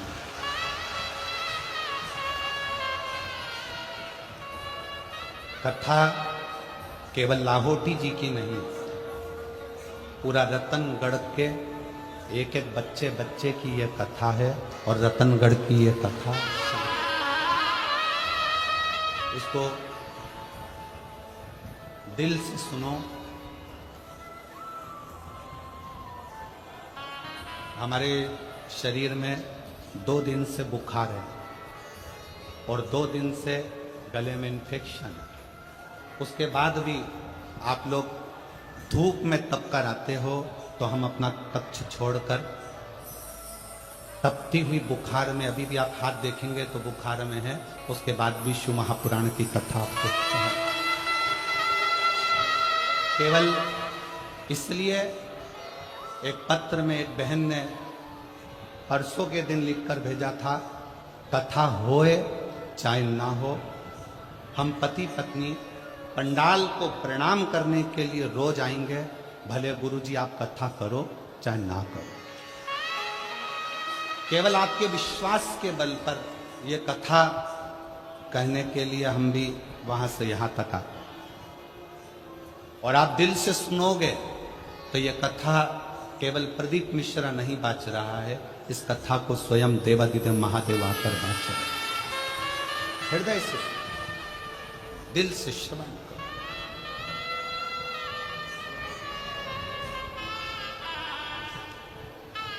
इतने अच्छे अच्छे पत्र यहां ढेर लगा हुआ है पत्रों का, पर हम पत्र भी कम पढ़ रहे हैं। क्यों? राजस्थान में कथा कम होती है। अगर इन लोगों को दिल से मिल गई और इनकी झोली भर गई तो अगली कथा में 1 मई को पत्र पढ़ लेंगे। हृदय से, ये वो अमृत है। 7 दिन पूरा होने के बाद तरसोगे कि हमारे नजदीक में कथा होकर चली गई, मैं झोली भरकर नहीं ला सकी। अगर उस 2.5 घंटे की कथा को मैं अगर दिल से सुनकर प्रार्थना कर लेती, श्री शिवाय नमस्तुभ्यम बोलकर उसको अपना मन का भाव कह देती, तो शायद मेरी झोली खुशियों से 3 महीने के अंदर भरा जाती। और हम 3 महीने का भी इंतजार नहीं करेंगे।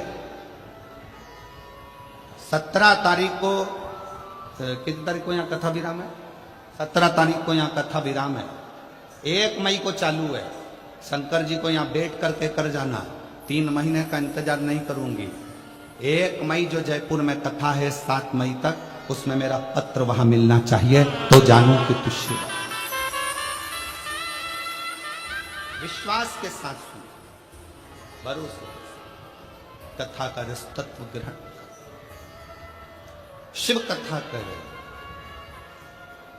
सिंहपुर प्रदेश में एक व्रती ब्राह्मण रहता था। वो व्रती ब्राह्मण साधारण नहीं था, उसका व्रत बड़ा प्रबल था। व्रत का मतलब यह नहीं होता कि आप भूखे रहो।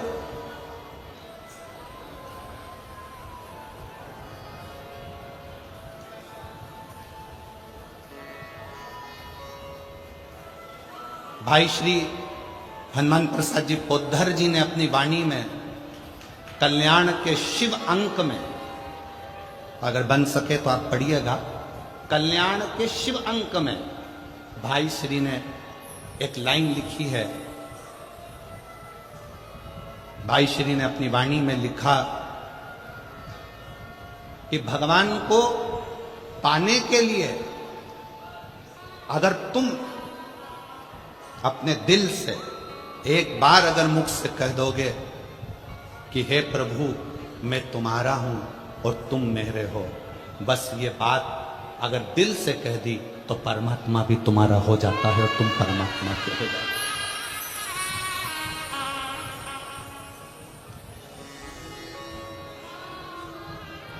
जरूरी नहीं कि उपास करोगे तो भूखे रहना पड़ेगा। व्रती का मतलब क्या होता है? व्रती का मतलब क्या है? एक सिंहपुर प्रदेश में एक व्रती ब्राह्मण रहता था। व्रती ब्राह्मण का मतलब यह है कि वो कुछ खाए पीने से या उपास रखने से, साबूदाना खाने से, मोरधन खाने से, चिप्स खाने से, वेपर्स खाने से, पपीता खाने से, सेवफल या केला खाने से व्रत नहीं होता। व्रत का मतलब है कि तुमने एक नियम बना लिया कि मैं रोज अपने घर से 1 लोटा जल लेकर शंकर के मंदिर जाऊंगी, या आपने कोई नियम बना लिया कि मैं 15 मिनट शंकर का भजन करूंगी या नियम बना लिया राम नाम कृष्ण नाम शिव नाम जपूंगी, ये तुम्हारा व्रत हो गया। तुम व्रती हो गए, ये व्रत तुमने धारण कर लिया।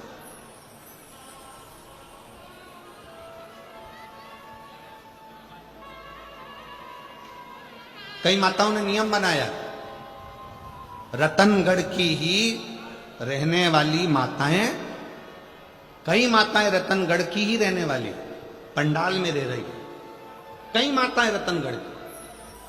उसने नियम लिया कि मुझे 7 दिन कथा सुनना है।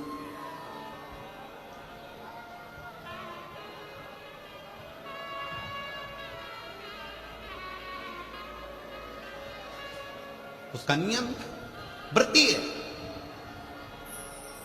व्रत करने का मतलब यह नहीं है कि तुमने उपास करा, कुछ खाया पीना छोड़ दिया, कुछ खाना पीना छोड़ दिया तो भगवान तुमसे प्रसन्न हो जाएगा। शिव महापुराण की कथा कहती है, शंकर भगवान की कथा कहती है, यहाँ शिव पुराण कहती है कि आपका एक व्रत, कुछ भी अपनी जिंदगी में एक संकल्प, एक नियम ले लो, शिव पूरा कर देगा। व्रती हो गया। एक ब्राह्मण रहता था, बड़ा व्रती था, महाव्रती।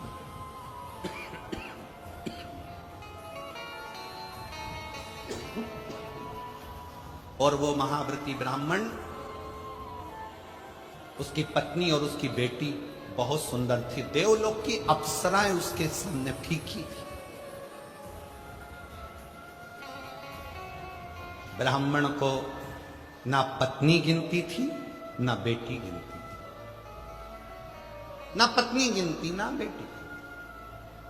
खूब अपशब्द कहते, पत्नी ताना दे देती, आड़ा टेढ़ा बोल देती, अपशब्द कह देती। शिव महापुराण की कथा कहती है, तुम्हारे बच्चे घर में जन्म ले लेना, बच्चों का जन्म आपके घर में हो गया ना, तो पति से निवेदन है, पत्नी को गाली देकर बात ना करे, और पत्नी से निवेदन है, पति को अपशब्द कहकर बात ना करे, नहीं तो आपका बुढ़ापा बिगड़ेगा जरूर। बुढ़ापा जरूर बिगड़ेगा। कारण क्या है? आप अपनी पत्नी का आदर नहीं करोगे तो बुढ़ापे में आपके बच्चे भी आपकी पत्नी का आदर नहीं करेंगे। आप अपने पति का आदर नहीं करोगे तो बुढ़ापे में आपके बच्चे आपके पति का आदर नहीं करेंगे, और तुम दोनों का बुढ़ापा धीरे धीरे धीरे धीरे बेकार हो जाएगा। बेकार। सम्मान करो। अपने बच्चों के सामने कभी मत कहो कि तेरी मां में अक्ल नहीं है। भले वो पढ़े लिखी नहीं है, भले उसने BA MBA नहीं करा, भले उसने CA नहीं बनी, भले वो डॉक्टर नहीं, इंजीनियर नहीं, पर अपने बच्चों के सामने ये बात रखो, तेरी मां के बराबर कोई विद्वान नहीं है, तुझे विद्वान वो बनाकर रखेगी ये निश्चित। कई माता पिता अपने बच्चों के सामने अपने को ऊंचा दिखाने के चक्कर में अपने पिता को अपशब्द कर, तेरे बाप में तो अकल नहीं है, रत्ती भर की अकल नहीं है, बच्चों के लिए कमाते बन नहीं रहा, यहां वहां घूमता रहता है, तेरा बाप तो पगला है। इस तरह के शब्द जब हम अपने बच्चों के सामने कहते हैं तो बच्चों की दृष्टि में पिता का मान घटते जाता है। कई पिता अपनी पत्नी के लिए कह देते हैं, तेरी मां में अकल नहीं है, गंवार है, इसका पूरा खानदान बेकार, पढ़े लिखे तो है नहीं, पूरे ढोर है, अकल नहीं है। हम अपने बच्चों के सामने जब पत्नी को इस तरह का शब्द कहते हैं, बच्चों की दृष्टि में वो मां का सम्मान घटते जाता है। सिंहपुर प्रदेश के महाव्रती ब्राह्मण की पत्नी ने अपनी लड़की के सामने अपने पति का अपमान करना प्रारंभ करा, तो लड़की जैसे जैसे बड़ी होती चली गई वो पिता का अपमान करना सीख गई। पत्नी भी सुंदर थी, बेटी भी सुंदर थी। पिता ब्राह्मण ने विचार करा, मेरी बेटी बड़ी हो गई है, इसका विवाह कर देना चाहिए। बहुत अपशब्द कहती है, कम से कम माँ के चक्कर में ना रहकर विवाह होकर जाएगा तो ससुराल में थोड़ा सा आदर कर लेगी, थोड़ी सवर जाएगी। बेटी के लिए वर देखा, लड़का मिल गया, शादी कर दी। शादी करने के बाद मां से जो सीख कर गई थी, समझ गए क्या तुम लोग, रतनगढ़ वालों समझ गए? जो मां से सीख कर गई थी, मां अपने पति का आदर नहीं करती थी, तो यह विवाह करने के बाद अपने पति का आदर नहीं करती है। सीख कर गई।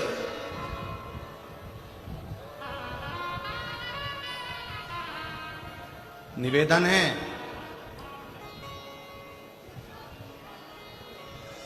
पहले के जमाने में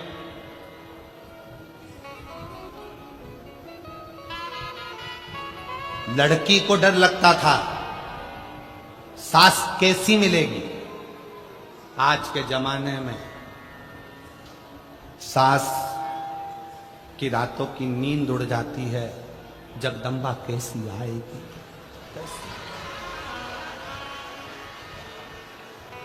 कैसी? क्यों?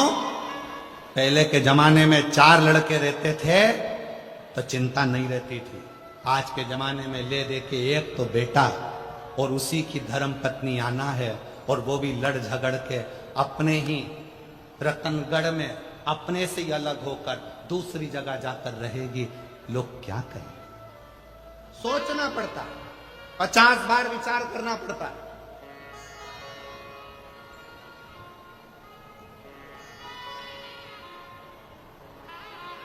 आप सबसे निवेदन है, भगवान से अगर आप बेटा मांग रही हो ना, तो भगवान से एक बात और कहना, भोलेनाथ बेटा देना, पर इसके जन्म के समय पर तुम एक लड़की का और जन्म करोगे, इसके लिए जो लिखी होगी भाग्य में।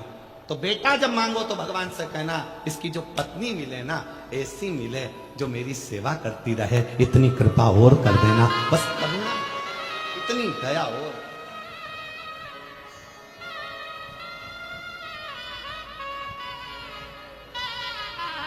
ऐसी मत भेज देना जो 24 घंटे साड़ी में तो पिन लगाए, ब्यूटी पार्लर से आए और दिमाग हमारा खाए। ऐसी मत भेज दे, ऐसी नहीं चाहिए। प्रेम परोसने वाली। बेटी ने अपनी मां से सीखा था, क्योंकि मां पंडित को गिनती नहीं थी, ब्राह्मण को, जो व्रती ब्राह्मण था उसको अपशब्द कहती, ताना देती थी, गाली देती थी, आड़ा टेढ़ा करती थी, दिन रात कोसती थी,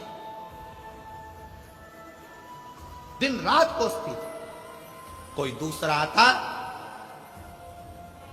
ब्राह्मण की पत्नी का आदर करता, सम्मान करता, तो ब्राह्मण की पत्नी उसको खूब सम्मान देती थी।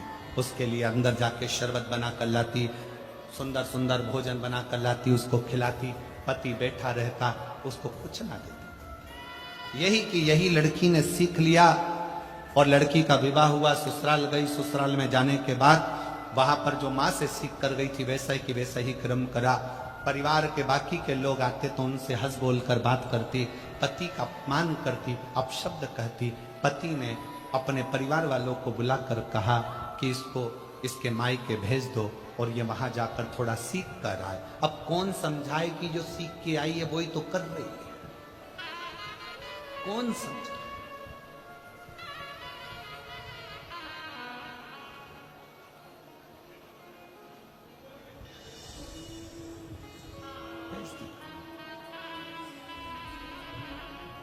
अब लड़की और लड़की की मां दोनों मिली।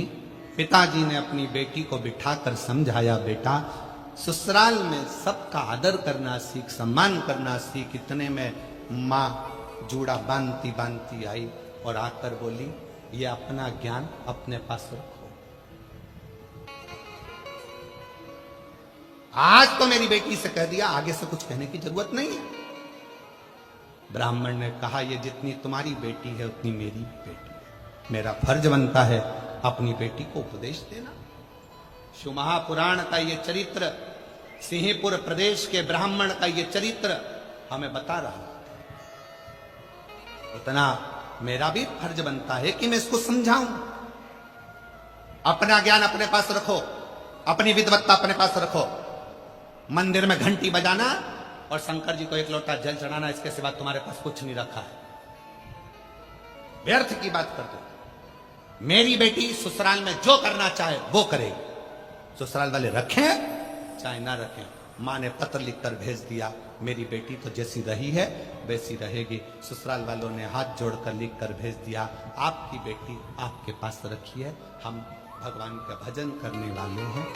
इतने में पिताजी ने हाथ पैर जोड़े तो मां ने कहा कि अगर तुम उन ससुराल वालों के हाथ पैर जोड़ने गए तो हम यहां नहीं रहेंगे। और मां और बेटी ने अपना दोनों का बैग उठाया, दोनों का सामान लिया और एक उसी नगर में दूसरे स्थान पर जाकर अपना झोपड़ा बनाकर अपना नगर बसा लिया। झोपड़े में रहती थी। अब धीरे धीरे दोनों माँ बेटी ने एक कार्य चालू कर दिया कि माँ भी सुंदर थी और बेटी भी सुंदर थी, तो पर पुरुष पर दृष्टि दे, पर पुरुष पर दृष्टि। अब इनकी सुंदरता देखकर, मां की सुंदरता देखकर पुरुष जाते, बेटी की सुंदरता देखकर, उनकी युवान अवस्था देखकर पुरुष जाते। छोटा सा झोपड़ा था, धीरे धीरे महल बनता गया, महल बनता गया, खूब अच्छा राशि ठाठ हो गया। ब्राह्मण वही शंकर के मंदिर जाना, झाड़ू लगाना, पोछा लगाना, प्रणाम करना, वही क्या कर।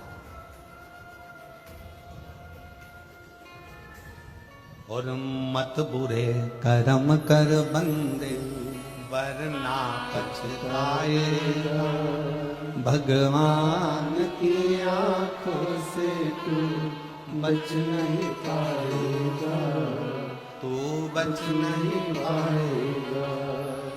अरे ओ अज्ञानी मत कर नादानी, अरे ओ अज्ञानी मत कर नादानी, तेरे कर्म का फल भी तू ही पाएगा, जैसा किया तूने तेरे आगे आएगा।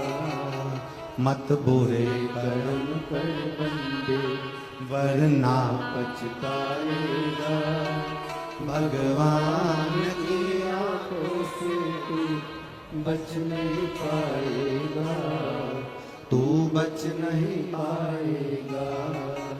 अरे ओ अज्ञानी मत कर नादानी, अरे ओ अज्ञानी मत कर नादानी। अपने कर्म का भोग अपने को भोग, अपने कर्म का फल अपने को, कोई दूसरा नहीं भोगना, हम स्वयं को। आपके ही रतनगढ़ के श्याम बाबा के भक्त श्याम बाबा की कथा कहने के लिए निरंतर तल्लीन रहने वाले श्री भाई मनुश्री जी यहाँ पधारे हैं। एक बार जोरदार ताली बजा कर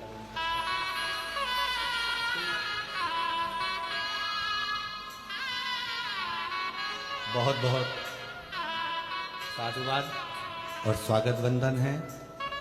श्याम बाबा की बड़ी कृपा आप पर, जो आपकी वाणी से श्याम कथा संपूर्ण विश्व श्रवण कर रहा है। एक बार जोरदार ताली बजाकर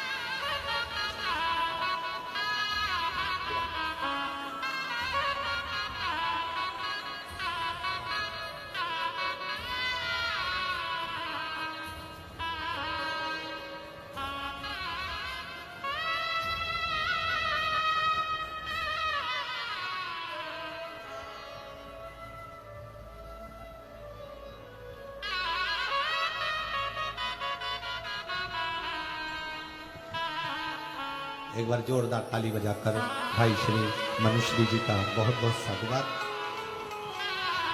जो इस पवित्र पावन शिव महापुराण कथा के रस तत्व को ग्रहण करने के लिए यहाँ पधारे। और उससे बड़ा सौभाग्य यह है कि आप श्री के पिताश्री भी यहाँ आए हैं, उनके लिए भी बहुत बहुत प्रणाम नमन करता हूँ। शिव कृपा कर, शिव कथा भगवान शंकर का संवाद करता है। मनुश्री जी की वाणी में ऐसा लगता है कि स्वयं श्याम बाबा अपनी कथा का गुणगान करते हैं, और इतनी सुंदर वाणी से आप हमेशा शिव कथा का, श्री श्याम कथा का वर्णन करते रहते हैं। बहुत बहुत साधुवाद है, प्रणाम करता हूं। शिव कथा कर रहे, शिव महापुराण की कथा कर रही है सिंहपुर प्रदेश का वो व्रती ब्राह्मण।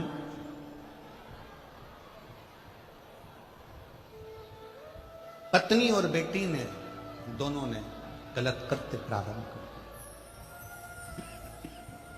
गलत कृत्य।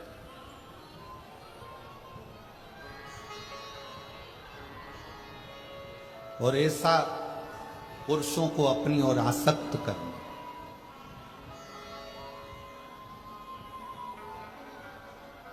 पुरुषों को अपनी ओर लेकर आना, ये उनका एक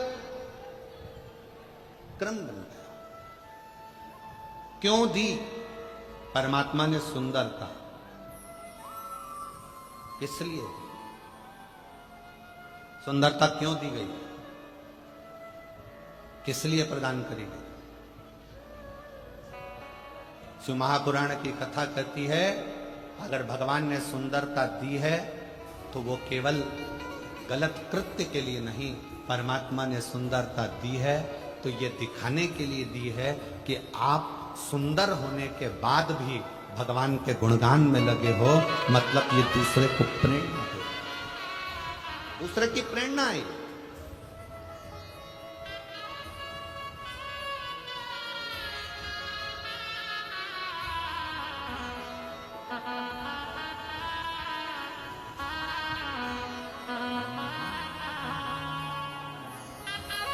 शिव की शरण में आ जा,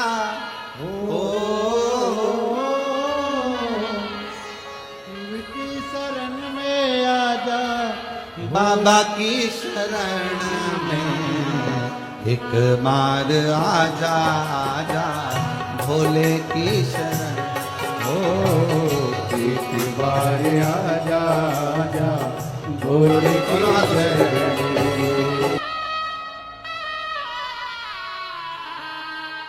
अपने मध्य में वृंदावन से पुराण मनीषी 18 पुराण का जिन्होंने कंठस्थ स्मरण किया है, ऐसे राष्ट्र को नई दिशा देने वाले परम पूज्य संत शिरोमणि श्री कौशिक जी महाराज यहाँ पधारे हैं। एक बार जोरदार ताली बजाकर उनका स्वागत वंदन।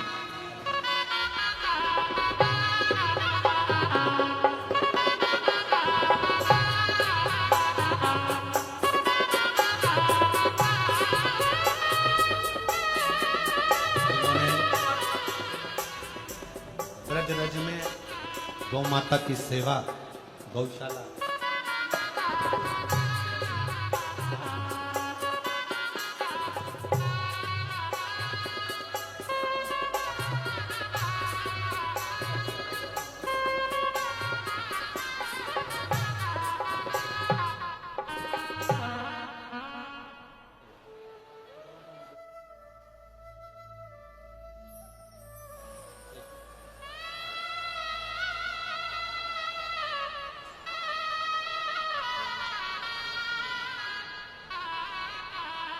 एक बार जोरदार ताली बजाकर परम पूज्य श्री कौशिक जी महाराज जी का जोरदार ताली वंदन कर स्वागत।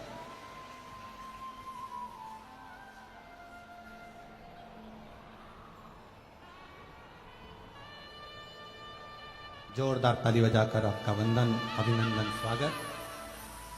जिन्होंने छोटे से निमंत्रण पर स्वीकृति दी और आज राष्ट्र के संतों का दर्शन इस व्यासपीठ के माध्यम से नजदीक में हो रहा है। भाई श्री मनुश्री जी भी परम पूज्य संत शिरोमणि श्री कौशिक जी का स्वागत कर रहे हैं और उनका स्नेह प्राप्त कर रहे हैं।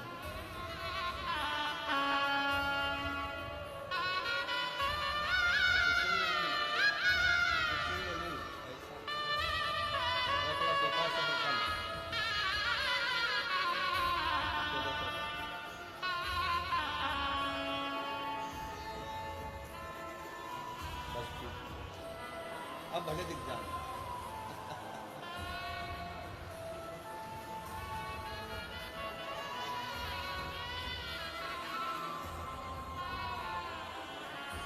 बड़े भाग्य हैं रतनगढ़ के, क्योंकि भाई श्री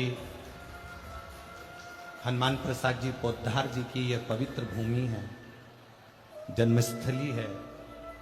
ऐसी भाई श्री हनुमान प्रसाद जी पोद्दार जी की इस भूमि पर इतने संतों का आगमन होना और दर्शन होना, ये रतनगढ़ वालों का सौभाग्य है। बहुत बहुत साधुवाद। हृदय से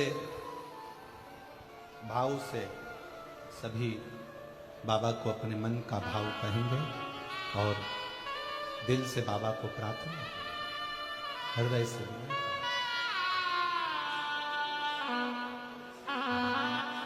जिसको आता है साथ में बोलिएगा।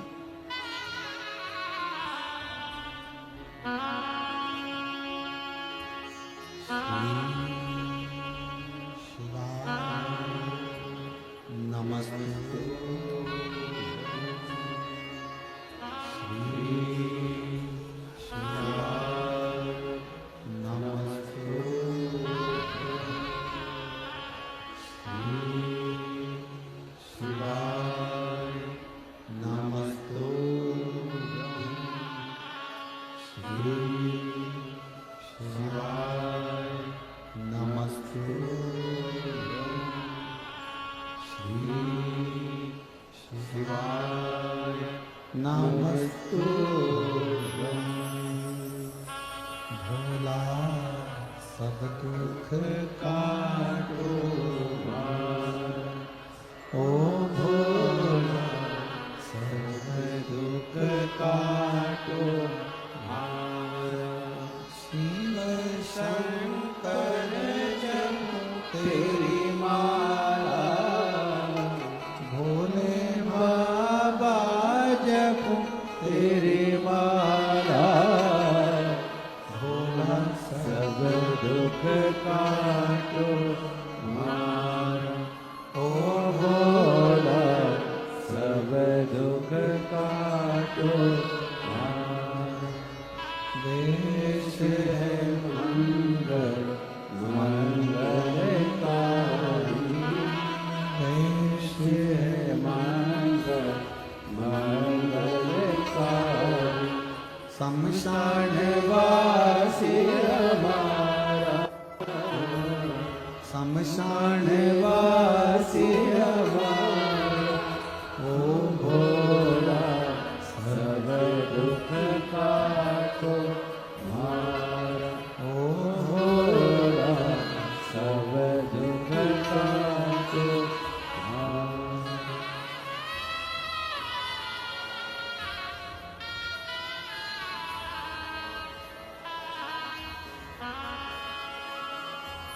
भगवान देवाधिदेव महादेव की कथा करें, शिव कथा वर्णन करें। एक छोटा सा संवाद पूरा होकर संतों की वाणी का रसतत्व अपन ग्रहण करेंगे। सिंहपुर प्रदेश का जो व्रती ब्राह्मण, जिसकी धर्म पत्नी बड़ी सुंदर है, बेटी बड़ी सुंदर है,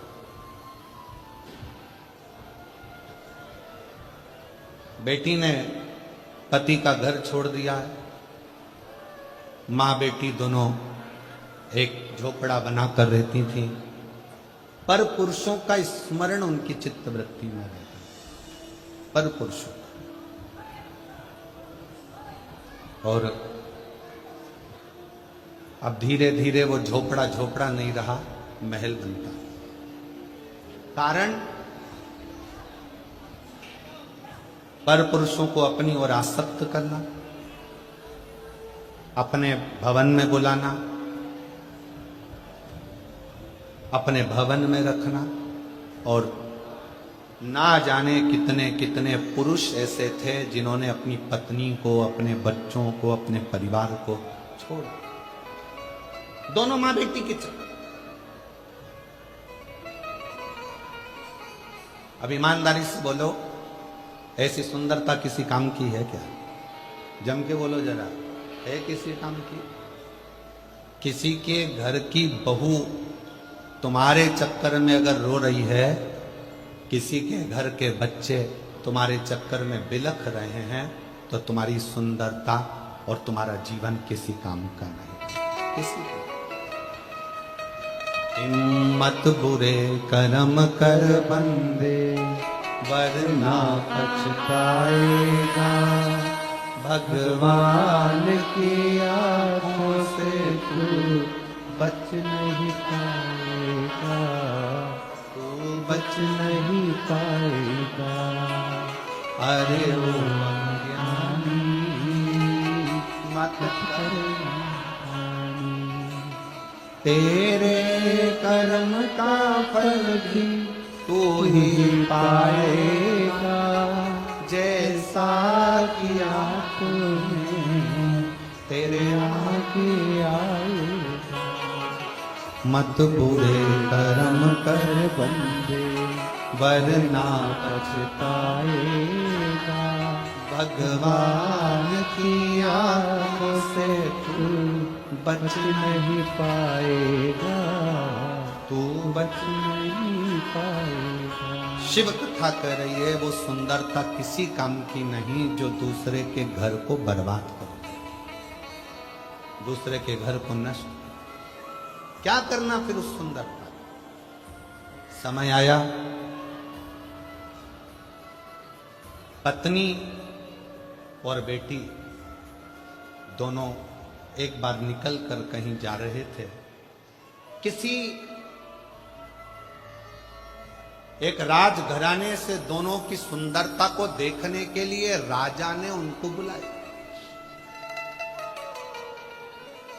ब्राह्मण अपने कर्म में लगा हुआ है, ब्राह्मण अपना कर्म कर बुलाया।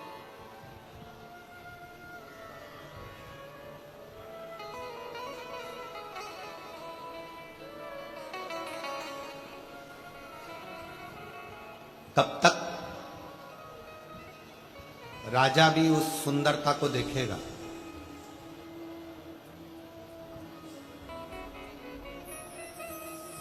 अगर परमात्मा ने तुमको बहुत सुंदर शरीर दिया है ना, उस सुंदर शरीर का सबसे बड़ा प्रयोग है भगवान का भजन करना, भगवान का स्मरण करना और भगवत नाम का जाप। कब तक देखेगा? मार्ग से जा रही थी दोनों, एक हिंसक पशु ने दोनों को भक्षण कर लिया।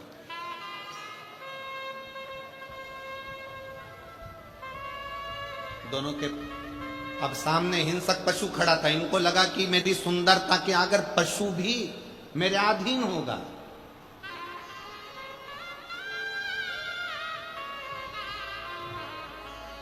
ए भाई, एक काम में डूबा हुआ व्यक्ति तुम्हारे अधीन हो सकता है सुंदरता देखकर।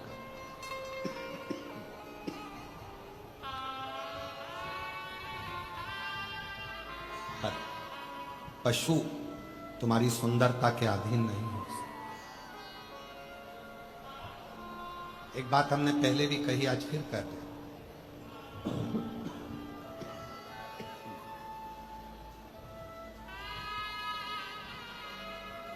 तुम कितनी भी अंग्रेजी पढ़ लो,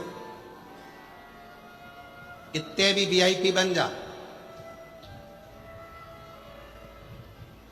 और कुत्ता तुम्हारे पास में तुम्हें काटने के लिए आए और तुम उससे कहो प्लीज प्लीज प्लीज प्लीज,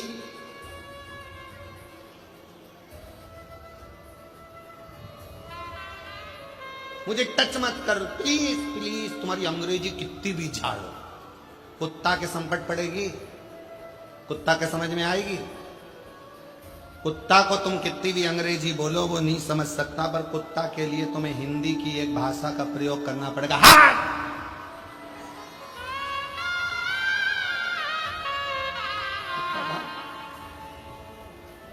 उसी तरह तुम्हारी काया कितनी भी सुंदर हो, कितनी भी सुंदर हो, एक कामी व्यक्ति पर तुम्हारी काया का असर हो सकता है, एक लोभी पर तुम्हारी काया का असर हो सकता है, पर तुम्हारी सुंदर काया का असर किसी विरक्त संत पर कभी नहीं हो सकता है, कभी विरक्त पर। किस काम की रोका? सोच लिया, विचार करा कि दोनों जा रही थी, सामने से हिंसक पशु आया। इनने सोचा अपनी सुंदरता पर जब राजा रीझ सकता है, प्रजा रीझ सकती है, पशु क्या चीज है? पशु ने इनको खा लिया, दोनों मर गए। ऊपर जाए, जमीन पर आए, कुतिया की योनि पाई दोनों ने।